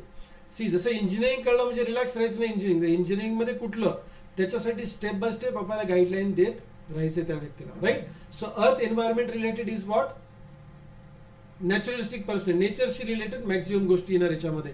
एन्व्हायरमेंट सायन्स म्हणू शकतो आपण याला थोडंसं. मग तो टीचिंग फील्डमध्ये असेल किंवा काय म्हणता येईल त्याला, ऍग्रिकल्चर सोडून बऱ्याचशा गोष्टी ज्या धरतीशी रिलेटेड आहेत त्या गोष्टी येतील तर अर्थ आणि एन्व्हायरमेंटमध्ये, राईट, भूमीशी रिलेटेड. आता वरती आलंय ऍग्रिकल्चर, फॉरेस्ट आणि फिशरी, राईट. आता याच्यामध्ये ऍग्रिकल्चर सेक्टर येणार आहे सगळा, बरोबर आहे. त्याच्यामध्ये बॉटनी आणि झुओलॉजी स्ट्रॉंग असलेली मंडळी, बॉटनी आणि झुओलॉजी स्ट्रॉंग असलेली मंडळी, बायोलॉजी ज्याला आपण म्हणतो ढोबळ मनाने, ती व्यक्ती ऍग्रिकल्चर सेक्टरमध्ये जाणार आहेत. ज्याच्यामध्ये वेटरनरी नॉट इंजिनिअरिंग. आता लॉजिकल स्ट्रॉंग असेल तर तो व्यक्ती ऍग्रिकल्चर इंजिनिअरिंगकडे जाईल किंवा ऍग्रिकल्चर बीटेक करेल, राईट, किंवा टेक्निकल फील्डकडे जाईल. ऍग्रिकल्चरमध्ये असेल पण टेक्निकल फील्डला जाईल, ओके. और रादर जर प्लेन त्याला नेचर आवडत असेल किंवा नेचरचं आकलन चांगलं होत असेल तर तो ऍग्रिकल्चर सेक्टरमध्ये जाईल, राईट. मग कदाचित बघा हा व्यक्ती फॉरेस्ट ऑफिसर असेल, ऍग्रिकल्चर ऑफिसर असेल, पण आता दुर्दैव सांगतोय ऍग्रिकल्चर फील्डचं काय की मुलं ऍग्रिकल्चर फील्डमध्ये जातात पण एमपीएससी यूपीएससी देतात, बरोबर आहे, आणि कॉम्पिटेटिव्ह एक्झाम देऊन चांगल्या हुद्द्यावरती चांगल्या नोकरीमध्ये पकडतात जिथे त्यांचा ऍग्रिकल्चर संबंध येत नाही. बऱ्याच वेळेला असं घडतं, करेक्ट आहे ना. ऍग्रिकल्चरचा फार विशेष संबंध येत नाही. मग तो एखाद्या बँकेमध्ये ऍग्रिकल्चर ऑफिसर म्हणून जरी सर्व्हिसला लागला तर फक्त लोन, कागदी घोडे नाचवण्याचं मेजर काम असतं. मग तो व्यक्ती ठीक आहे बँकिंगची सर्व्हिस आहे म्हणून पगारामुळे राहील तिथे कदाचित, पण त्याला ते सॅटिस्फॅक्शन मिळणार नाही तेवढं जेवढं मिळालं पाहिजे. पण ते जर त्याचं फील्ड जॉब असेल, शेतकऱ्यांना जाऊन भेटणं असेल, कोऑपरेटिव्ह आणि एक्सटेन्शनचं काम असेल, काय म्हणतो आपण त्याला, सहकाराचं काम असेल, सहकार आणि विस्ताराचं काम असेल, बरोबर, ऍक्च्युअल शेतकऱ्यांबरोबर डील करणं असेल, बरोबर, वेटरनरी सायन्स असेल जिथे शेतकऱ्यांबरोबर संबंध येतो, नैसर्गिक साधन सामुग्री बरोबर संबंध येतो, शेतीशी रिलेटेड संबंध येतो, तिथे या व्यक्तीला जास्त काय होईल कळेल. 1, 2, 3 क्रम 1 नंबर 2 नंबर 3 नंबर मध्ये असेल तर डेफिनेटली तसं असेल. आता कधी कधी असं असणार आहे 1 नंबरला ऍग्रिकल्चर दाखवलं आणि 2 नंबरला मॅनेजमेंट दाखवलं, मग काय करणार, बीएससी ऍग्रिकल्चर करायचं त्याच्यानंतर एमबीए करायचं. जसं आता माझ्या मुलीमध्ये एमबीए दाखवते फर्स्ट आणि सेकंड दाखवते तिचं कन्स्ट्रक्शन डिझाईन इन इंजिनिअरिंग, बरोबर आहे. मग आता एमबीए करायचं पण आता करायचं का नाही करायचं, आता कन्स्ट्रक्टिव्ह फील्ड द्यायचं आहे, करेक्ट आहे. मगाशी जे खाली आपण बघितले ते कन्स्ट्रक्टिंग समथिंग, डिझायनिंग समथिंग हे जे आहे, बरोबर आहे. आता ईएनटीसी घेण्याचं कारण काय आहे की इलेक्ट्रॉनिक कम्युनिकेशन मध्ये तुम्ही चिप्स बनवणार, डिझायनिंग बनवणार, व्हीएलसी मध्ये काम करणार, म्हणजे मोठमोठ्या प्रोजेक्ट्स मध्ये काम करणार. It is constructive and designing something, robots मध्ये काम करणार, मशीन लर्निंगचं काम होणार, राईट. पण हे तिचं 2 नंबरचं आहे.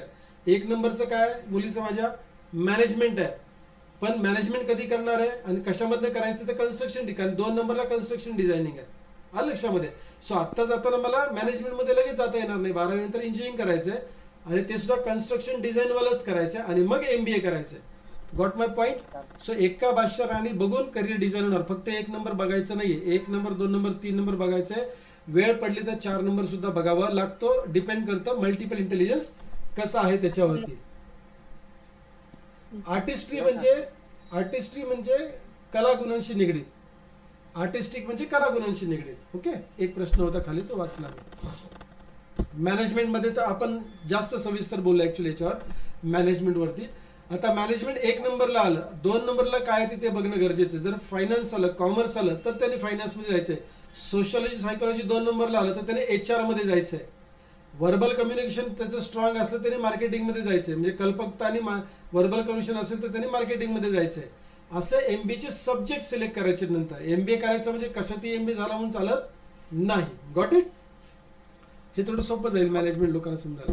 Political affairs, right, political touch मधले जे फील्ड्स आहेत, राईट, लॉ अँड ऑर्डर मधल्या गोष्टी असतील, फॉरेन पॉलिसीज मधल्या गोष्टी असतील, पब्लिक अफेअर मधल्या ज्या गोष्टी आहेत, राईट, ओके, गव्हर्नमेंटशी रिलेटेड किंवा पॉलिटिकल सेक्टरशी रिलेटेड जे गोष्टी आहेत त्या आल्यानंतर त्याने मग BA घ्यावं, राईट, किंवा लॉ करावं किंवा BA करून लॉ करावं, राईट. अशा व्यक्ती 1 नंबर 2 नंबर 3 नंबर काय तर त्याच्यावर डिपेंड करत आहे. 1 नंबर जर पॉलिटिकल आलं तर डेफिनेटली त्यांनी BA घ्यायचंय. मग भले त्याला 92% असतील किंवा 95% असतील, त्यांनी पॉलिटिक्स हा विषय घेऊनच BA केलं पाहिजे. गॉट माय पॉइंट, राईट. आणि जर लॉजिकल स्ट्रॉंग असेल त्या व्यक्तीला, राईट, तर डेफिनेटली आपण लॉयर हे फील्ड त्यांना देऊ शकतो. परत सांगतोय 1 नंबर 2 नंबर 3 नंबर करून आपल्याला बघायचं असतं. किंवा अशा व्यक्तीने कॉम्पिटिटिव्ह एक्झाम देऊन पुढे गेलं पाहिजे, कारण कॉम्पिटिटिव्ह एक्झामने IAS ऑफिसर होणे किंवा आपण म्हणून IPS ऑफिसर होणे असेल किंवा MPSC पास करून पुढे जाणं असेल, तर ह्यांचं मेजरली कुणावर कनेक्शन राहणार आहे, पॉलिटिकली अफेक्ट म्हणजे काय म्हणतात पॉलिटिकल अफेअर्स बरोबर यांचं काम जास्त होणार आहे, राईट. पॉलिटिक्स म्हणण्यापेक्षा राज्य शासन असेल किंवा केंद्र शासनाकडनं येणाऱ्या गोष्टींवरती अंमलबजावणी यांना करायची असते, तर त्याच्यासाठी पॉलिटिकल अफेअर फील्ड्स त्यांच्यासाठी चांगलं असेल. So competitive exam will be best. मग भले एखाद्या व्यक्तीने 12वीला आलाय आणि कॉमर्स घेतलंय, ओके, पण पॉलिटिकल अफेअर फील्ड दाखवते, तर कॉम्पिटिटिव्ह एक्झामची तयारी करायला आपण ग्रॅज्युएशनच्या दरम्यान सांगणार, भले तो कॉमर्स मधनं पुढे जाईल. बऱ्याच वेळेला असं होतं की त्याने ऑलरेडी इंजिनिअरिंग घेतलेलं असतं पण पॉलिटिकल अफेअर फील्ड आलंय, तर आपण म्हणतो इंजिनिअरिंग संपत असताना तुम्ही काय करा, कॉम्पिटिटिव्ह एक्झामची तयारी करा आणि कॉम्पिटिटिव्ह एक्झामला पुढे जा. करेक्ट आहे. असं नाही की डॉक्टर MPSC UPSC पास करू शकत नाही, ऑफकोर्स करू शकतात. सो एका गोष्टीवरती फोकस करायचा नाही, 1 2 3 हे बघून आपण त्यांना गाईड करायचं राहतं, राईट. एज्युकेशन क्षेत्रामध्ये कोचिंग क्लासेस असतील, अकॅडमी असेल, स्वतःचं युट्यूब चॅनल असेल एज्युकेशनसाठी, स्वतःचं ऍप्लिकेशन असेल, करेक्ट आहे, किंवा शाळेमध्ये शिक्षक असतील, व्हॉट एव्हर एज्युकेशन सेक्टरशी निगडीत येणारे फील्ड, ओके, टीचिंग फील्ड म्हणून आपण थोडक्यात. मग ते नर्सरी पासून कॉलेज पर्यंत काही असू शकतं. आता literature, history, philosophy again bachelor of arts, right, BAचं फील्ड आहे हे. सायकोलॉजी, हिस्ट्री, राईट, लिटरेचर, साहित्य ज्याला आपण म्हणतो, राईट, साहित्य समजणाऱ्या व्यक्तीला किंवा साहित्याची टॅलेंट असणाऱ्या व्यक्तीला आपण ते सेक्टर देणं गरजेचं आहे. सो याच्यात BA केलं किंवा जर्नलिझमला पुढे जाऊ शकतात ही लोक, राईट. रायटिंगचे कोर्सेस करू शकतात. आता हल्ली रायटिंग म्हणजे स्टोरी रायटिंग असेल किंवा पोएट्री रायटिंग असेल, याच्यासाठी सुद्धा कोचिंग मिळते, ही चांगली गोष्ट आहे, पूर्वी कदाचित मिळत नव्हते. ओके. सो लिटरेचर, साहित्य ज्यांचं चांगलं आहे, आता माझ्या मुलीमध्ये साहित्य चांगलं आहे आणि ती लाईफ सायन्स वाली व्यक्ती आहे. तिचा एक टॅलेंट पहिला 1 नंबर 2 नंबर 3 नंबर जे मी म्हणतोय ना, तर 1 नंबर जे आहे नाही, पण ह्याला एवढं कळलं पाहिजे की बाबा, मोठ्या मुलीबद्दल बोलतोय मी. मोठ्या मुलीचं 1 नंबरचं टॅलेंट आहे life science, okay, life science. 2 नंबरचं टॅलेंट आहे लिटरेचर, हिस्ट्री, फिलॉसॉफी, आणि 3 नंबरचं सोशियोलॉजी, सायकोलॉजी, जे पुढे दिसणार आपल्याला. आणि म्हणून तिला BMS करायला सांगितलंय, कारण तिचं साहित्य चांगलं आहे आणि आपले संस्कृत मधले सगळे ग्रंथ BMS ला असणार आहेत, हे माहिती होतं, राईट. तिचं साहित्य चांगलं, ती कृष्ण भक्त आहे, म्हणून BMS. तिला डेंटलला ऍडमिशन मिळत होतं आणि पुण्यात मिळत होतं, लक्षात घ्या. तो फील्ड चांगला आहे, बरोबर आहे, कमर्शियल फील्ड चांगला आहे, काही टेन्शन नाही, कुठली इमर्जन्सी नाही, कचकच नाही. केलं की 1000-1500 रुपये लागतात पुण्यामध्ये डेंटिस्टला. पण लाईफ सायन्स असून सुद्धा लिटरेचर स्ट्रॉंग असल्यामुळे आम्ही काय केलं, BMS ला ऍडमिशन घेतलं, लक्षात घ्या, राईट. तर अशा पद्धतीने आपल्याला फाईन ट्युनिंग करायचं आहे. फॉरेन लँग्वेजवर पकड यांची चांगली आहे, करेक्ट आहे. सो लँग्वेजचा वापर ही मंडळी चांगलं करणार आहे. परत एकदा मी परत रिपीट खूप वेळा हे केलेलं आहे. 1 नंबर 2 नंबर 3 नंबर घेऊन आपल्याला हे करिअर डिझाईन करायचं असतं, राईट. सो फॉरेन लँग्वेज तुम्ही सुद्धा आता हे सगळं वाचत बसू नका. 1 नंबर 2 नंबर 3 नंबर काय आहे आणि आर्ट मटेरियल इंटेलिजन्स मध्ये ग्राफ पहिला कुठला होता, म्हणजे जास्त कुठला होता तो बघायचा, त्याच्यातनं ते करिअर सिलेक्शन होणार आहे. तुम्हाला एकट्याला हे डिसाईड करायचं नाही. रिपोर्ट रगड तुम्ही एकटेच वापरणार आहात, पण करिअर सिलेक्शनच्या वेळेला 100% 10 मिनिटं तुम्ही माझ्याशी बोलणार आहात, ओके. पण नुसतं 10 मिनिटं बोलणार तर मी एंटरटेन करणार नाही, मगाशीच सांगितलेलं, ओके. सो मास कम्युनिकेशन मी मगाशीच सांगितलं, एखादी गोष्ट मोठ्या पडद्यावर घेऊन जाणं किंवा समूहापर्यंत घेऊन जाणं, राईट, ही ह्या व्यक्तीची हातोटी असते. सो TV असेल, YouTube असेल, फेसबुक असेल, रेडिओ, आता रेडिओ TV मागे पडले सोडा, हे सोशल मीडिया जास्त पुढे आलं, तर चांगली पण गोष्ट आहे. तर अशी व्यक्ती काय करते, लोकांपर्यंत एखादी गोष्ट सहजतेने पोहोचवते, करेक्ट. सो त्याच्याशी रिलेटेड जी कामं आहेत, सो हे व्हिडिओ एडिटिंगची कामं असू शकतात, बरोबर, बिहाइंड द स्क्रीनची जी कामं म्हणतो ना आपण ती असू शकतात, कंपोजिंग असू शकतं, किंवा ज्यांच्यामध्ये व्हर्बल कम्युनिकेशन चांगलं आहे ती मास कम्युनिकेशनमध्ये व्हर्बल कम्युनिकेशनसाठी चांगली असू शकतात, करेक्ट आहे, जी मासेसपर्यंत घेऊन जायला मदत करतात. ह्या क्वालिटीज हे आपल्याला फाईन ट्यून करायचं असतं. सो मीडियाशी रिलेटेड किंवा पब्लिकशी रिलेटेड ही गोष्ट आहे. सोशियोलॉजी, सायकोलॉजी, जसं मी मगाशी मुलीच्या संदर्भात सांगितलं तुम्हाला. सो इथे काउन्सिलिंग, सोशल रिलेटेड जॉब, सोसायटीशी निगडीत, राईट, एज्युकेशन ट्रेनर असतील, सायकोलॉजिस्ट असतील, बरोबर आहेत. सो ही मंडळी ज्यांचा emotional question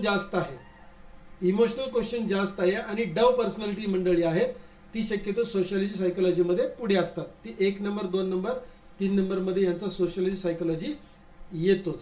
okay, so this is related to society, कारण यांचा EQ चांगला असतो. चांगला म्हणजे हायर साईडला असतो. इमोशनल क्वेश्चन, जर इमोशनल क्वेश्चन हायर साईडला नसेल तर सोशियोलॉजी सायकोलॉजी पहिल्या 3 मध्ये येत नाही. लाईफ सायन्स मगाशी मी तुम्हाला सांगितल्याप्रमाणे, right. So life science is basically human life असेल, ॲनिमल लाईफ असेल, राईट, प्लांट लाईफ असेल, करेक्ट आहे ना. ह्या सगळ्या गोष्टींचा विचार इथे होतो लाईफ सायन्समध्ये. क्लिअर.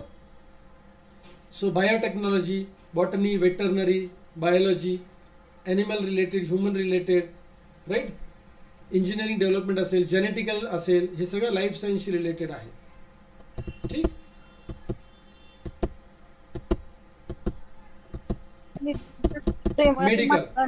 मेडिकल म्हणजे फक्त डॉक्टर नव्हे, त्याच्यामध्ये फार्मसिस्ट पण येतो.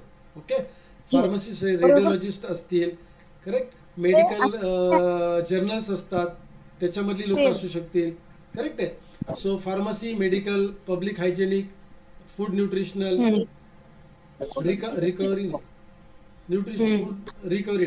सॉरी, मेडिकल टेक्निक्स असतील, DMLT वाली जी मंडळी आहेत ती सुद्धा याच्यामध्ये येतील, करेक्ट आहे.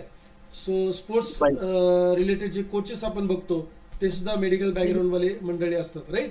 सो ज्याला हेल्थ कोचिंग पण आपण म्हणू शकतो. सध्या एक बॉट टर्म खूप चांगली चालू आहे, ती हेल्थ कोचिंग. सो ही मंडळी मेडिकल रिलेटेड फील्डमध्ये येतात. Okay, it is not purely MBBS, it is not purely MBBS. Okay, जसं मगाशी मी खाली पण तुम्हाला सांगितलं, मुली आयुर्वेदाला जाण्याचं कारण लाईफ सायन्स प्लस सोशियोलॉजी आणि साहित्य हे होतं. अशा अँगलने डॉक्टर मेडिकलमध्ये नुसतं आहे म्हणून नव्हे. मॅथमॅटिकल म्हणजे ज्याला नंबर बरोबर खेळायचे किंवा नंबर बरोबर खेळणं कम्फर्टेबल आहे, मॅथचे कन्सेप्ट क्लिअर होतात, फॉर्म्युलेस क्लिअर होतात, राईट, तो व्यक्ती मॅथमॅटिकल आहे. याचा अर्थ मॅथमॅटिक्स मध्येच सगळ्या गोष्टी लागू पडतात असं नाही. फिजिक्समध्ये, केमिस्ट्रीमध्ये सुद्धा मॅथमॅटिक्स असतंच. पण इथे मॅथमॅटिकल ब्रॉड टर्म म्हणजे काय की मॅथमॅटिकल कॅल्क्युलेशन्स किंवा मॅथमॅटिकल लॉजिक आहे त्यांच्याकडे, करेक्ट आहे. सो मॅथ्सची चांगली मंडळी खेळू शकतात. ओके, सो मॅथ्समध्ये बरंच काम करू शकतात, रिसर्च असेल, रायटिंग असेल, करेक्ट. सो मॅथ चांगला असेल तर पहिल्या 1, 2, 3 मध्ये ही गोष्ट येते. अच्छा, मॅथ चांगला आहे म्हणजे तो इंजिनिअरिंगला जाईल असं नाही. मॅथ्स चांगला आहे म्हणजे तो व्यक्ती इंजिनिअरिंगला जाईल असं नाही. ओके, सो इंजिनिअरिंग वेगवेगळे फील्ड्स आहेत इंजिनिअरिंग मध्ये, राईट. पण आता याच्यामध्ये इंजिनिअरिंग फील्ड सिलेक्ट करताना 1 नंबर 2 नंबर 3 नंबर मध्ये जर इंजिनिअरिंग आलं तर 2 नंबर आणि 3 नंबर सुद्धा काय येतं हे पाहणं गरजेचं असतं, जेणेकरून आपल्याला इलेक्ट्रिकल की मेकॅनिकल की सिव्हिल हे आपल्याला काय करता येईल, डिसाईड करता येईल. हे फक्त एक नंबरला इंजिनियर आला म्हणजे कुठला पण इंजिनियर हो असं नाही, राईट. कारण जसं मी मागे प्रत्येक सेशन मध्ये सांगतो की इंजिनियर हे क्रिकेट सारखं आहे. सो क्रिकेटर नाही बनत आपल्याला, एक तर त्याला बॅट्समन बनायचंय, बॉलर बनायचंय किंवा, आलं लक्षामध्ये, तेवढं आपल्याला फाईन ट्यून करायचं आहे इंजिनिअरिंगसाठी. 1 नंबर 2 नंबर 3 नंबर येणार आहे इन्फॉर्मेशन टेक्नॉलॉजी. आता IT सेक्टर तर सगळ्यांनाच माहिती आहे. सो 1 नंबरला जर IT आलं किंवा 2 नंबरला IT आलं, त्याच्याबरोबर जर MBA आलं तर IT करायचं आणि MBA पण करायचं. मग तो व्यक्ती काय करतो, मॅनेजमेंटकडे लवकर झुकतो. इंजिनिअरिंग मधला पण व्यक्ती असेल तर एक तर तो प्रोडक्शनकडे जाऊ शकतो किंवा मॅनेजमेंटकडे जाऊ शकतो. हे डिपेंड करतं की त्याच्या 1, 2, 3 मध्ये काय येतं, इंजिनिअरिंग, मॅनेजमेंट किंवा लिडरशिप. समजा इंजिनिअरिंग आलं, लिडरशिप आलं आणि समजा लँग्वेज आलं, उदाहरण देतो, 1, 2, 3 मध्ये लँग्वेज आलं, लिडरशिप आलं आणि इंजिनिअरिंग आलं फॉर एक्झाम्पल. तर इंजिनिअरिंग मध्ये आपण असं सेक्टर निवडणार आहे जिथे त्याला लीड करता येईल आणि वक्तृत्व वापरता येईल. कदाचित तो इंजिनियर होईल पण सेल्स मध्ये असेल, करेक्ट आहे, किंवा प्रोडक्शनची टीम हँडल करणार असेल. Getting right. Yes, so this was about the subject selection, my dear friends. So आता लोड तुम्ही जास्त करिअरचा घेऊ नका सध्या तरी. जर आता तुमचं मूल 10वीला आणि 11वीला किंवा 11वी किंवा 12वीला असेल तर 11वीला असेल तर थोडाच लोड घ्या, बरोबर आहे. कारण आता ऑलरेडी 11वीला आलंय म्हणजे पुढे निघून आलंय, टेन्शन घेऊ नका. ओके, 12वीला असेल तर आपण निश्चितच एप्रिलच्या महिन्यामध्ये 10 मिनिटं तुम्ही माझ्याशी परत बोलणारच आहात, लगेच बोलणार नाही. कारण आत्ताशी आपल्याला वरवर माहिती मिळाली, 2-3 तासामध्ये वरवर माहिती मिळाली. आता इथून पुढे खरं तुमचं चॅलेंज सुरू होणार आहे. कसलं चॅलेंज सुरू होणार आहे, रिपोर्ट वाचणे, परत व्हिडिओ सिरीज बघणे आणि अप्लाय करायला सुरू करणे. ज्या छोट्या छोट्या गोष्टी आपण आता एवढ्या डीपमध्ये डिस्कस केल्या त्या वापरायला सुरू करणे, राईट. आणि याचं जर तुम्ही वैयक्तिक जर्नल केलं तर मला आवडेल की काय काय ॲप्लिकेशनला सुरुवात केली. मी म्हणतो प्रत्येक महिन्याला फक्त एकच गोष्ट ॲप्लिकेशनला घ्या आणि त्याच्यावर महिन्याभर काम करा, मुलांना ती सवय लागून जाईल. फॉर एक्झाम्पल व्होकॅब्युलरी चांगली आहे, पब्लिक स्पीकिंग त्यांचं चांगलं आहे, तर एक महिना पब्लिक स्पीकिंगच्या अँगलने त्यांच्याबरोबर काम करा आणि तो पॉईंट त्यांच्यामध्ये रुजलाय तो सोडून द्या, मग ते ऑटो पायलट मोडवरती जाईल. पुढच्या महिन्यामध्ये समजा मॅनेजमेंट घेतलं आपण, जर त्यांच्यामध्ये स्ट्रॉंग असेल तर म्हणतोय, तर मॅनेजमेंटवरती एक महिना काम करा, आपणे आप त्यांच्या लॉजिकमध्ये ती गोष्ट जायला चालू होईल किंवा त्यांच्या आतमध्ये ती गोष्ट मॅनेजमेंटची जायला चालू होईल आणि तो व्यक्ती मॅनेजमेंटसाठी पुढे सरकेल. असं आपण प्रत्येक महिन्याला एक एक टॅलेंट घेऊन काम करू शकतो. सगळ्या टॅलेंट एकत्रच कामाला लावायचं असं नाहीये, कारण लावायचे किती टॅलेंट आपल्याला कामाला, 3 टॅलेंट लावायचे. त्याच्याबरोबर मग IQ, EQ, AQ, CQ, VQ वर काम करायचंय, लर्निंग स्टाईलवर काम करायचंय, थिंकिंग टाईपवर काम करायचंय, राईट. आणि कम्युनिकेशनसाठी त्याची पर्सनॅलिटी आपल्याला माहीत पाहिजे. सो स्टेप बाय स्टेप एका गोष्टीवर काम करायचंय, सगळीकडनं एकत्र काम होणार नाही, right. Yes. So my dear friends, हो 11:15 वाजले, माझा तर बेट स्लीप मोड पण ऑन झाला मोबाईलचा, हरकत नाही आहे.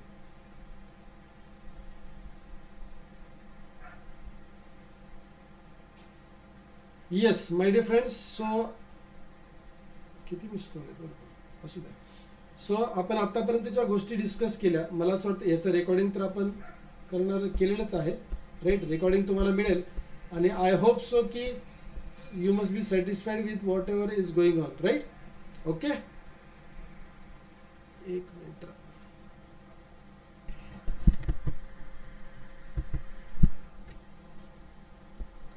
अरे अच्छा, रिक्वेस्ट होती कुणाच तरी रेकॉर्डिंग ऑन साठी.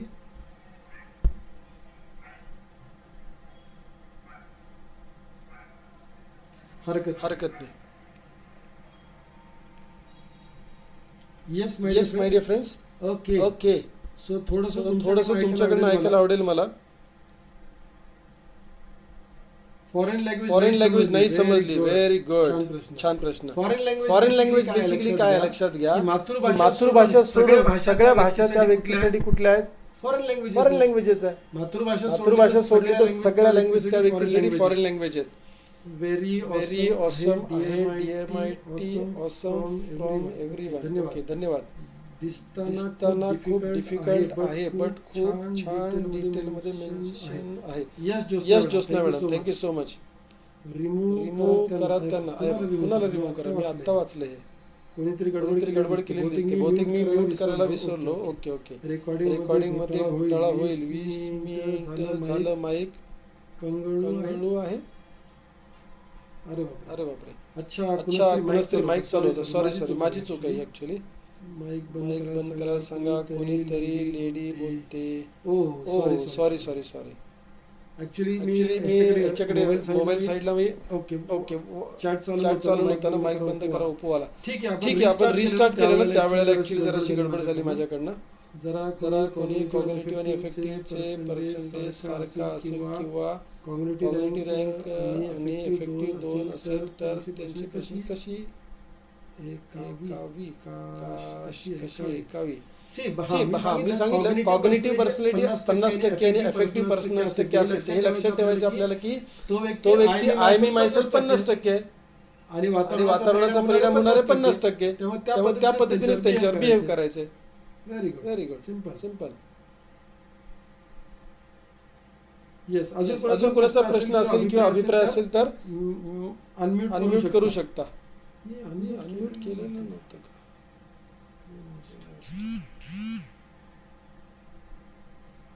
म्यूट करू शकता. अनम्यूट सॉरी, म्यूट नव्हे. अनम्यूटचं ऑप्शन आहे का बघतो. तेच चुकलं मगाशी माझं. म्यूट करायचं राहिलं. इको साऊंड तेवढा मला कळाला, पण हे नाही कळाला.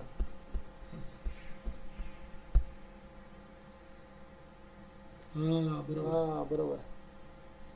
Allow participants. ठीक आहे, ते राहिलं होतं. यस, आता बोलू शकता. चला, आता बोलायला चान्स दिलेला आहे. ते कोण उपवाला आहे ते त्यांना म्हणा आता बोला.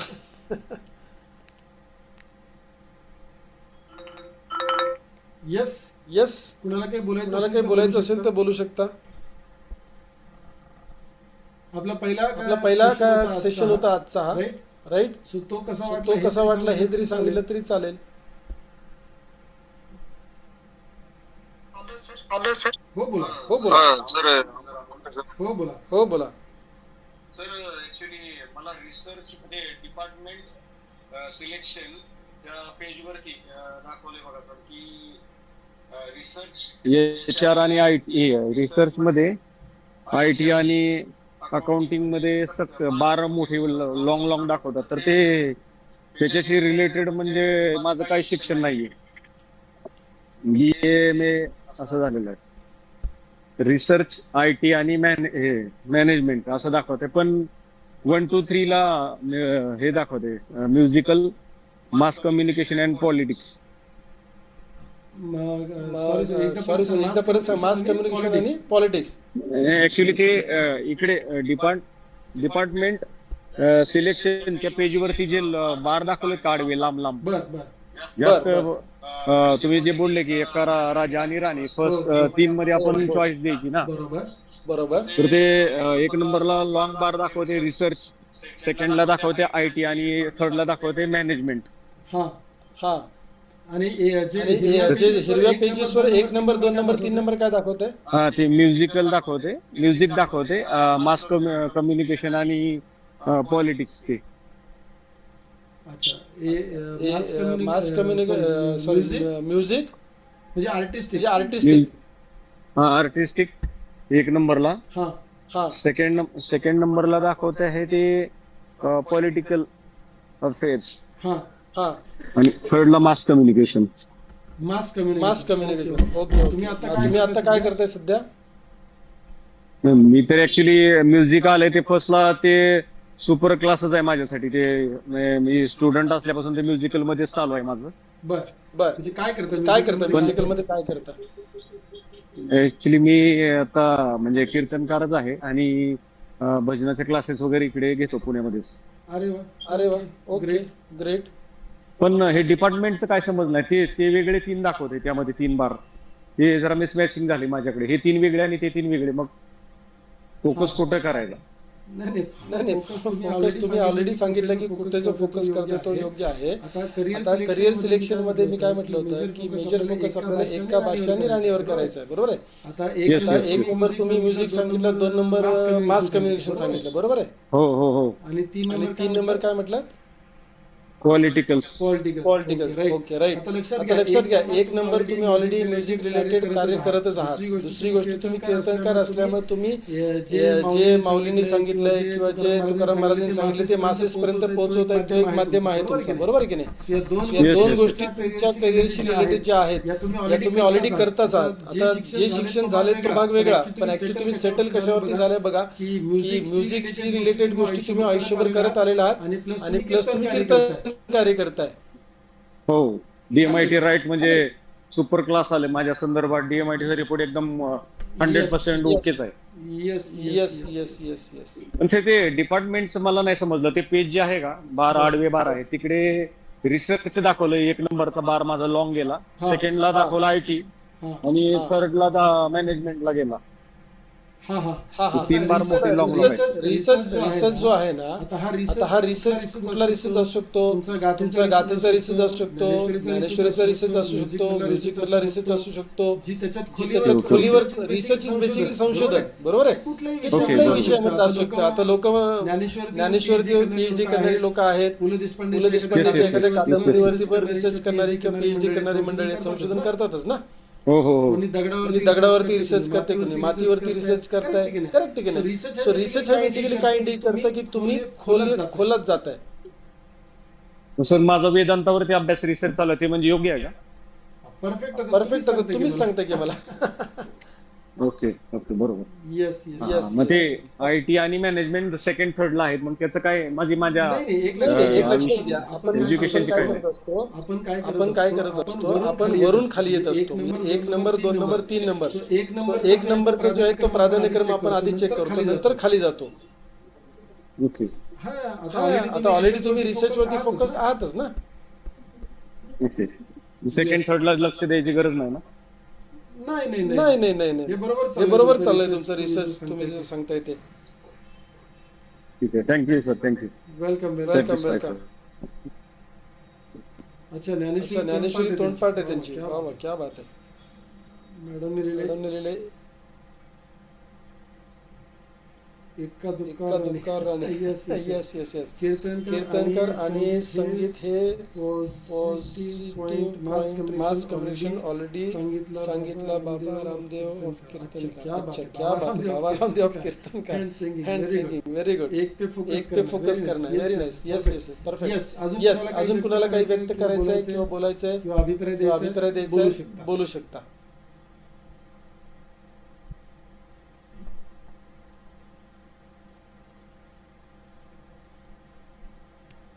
ओके ओके हरकत नाही. नाही चला 23 झालेले आहेत. सो मला So, मला असं वाटतं की आपण आता इथे रिपोर्ट वापरायला report सुरुवात वापरायला करायला सुरुवात हरकत नाही हरकत इथून पुढे नाही. बरोबर? इथून पुढे बरोबर. Thank you so much for your thank you so much for your participation. LDP आपण घेतला आज छोटासा DMIT एलडीपी आपण वरती. घेतला आज डीएमआयटी वरती. आणि I hope I hope positively की तुमच्या पल्ले काही गोष्टी तुमच्या पल्ले काही गोष्टी पडल्या असतील निश्चितच. पहिला So, पार्ट पहिला पार्ट 1 आणि पार्ट 2.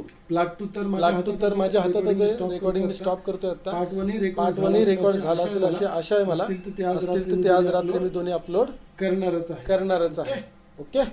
चलो thank you so much thank you so much. शुभरात्री शुभरात्री. जय हिंद जय हिंद.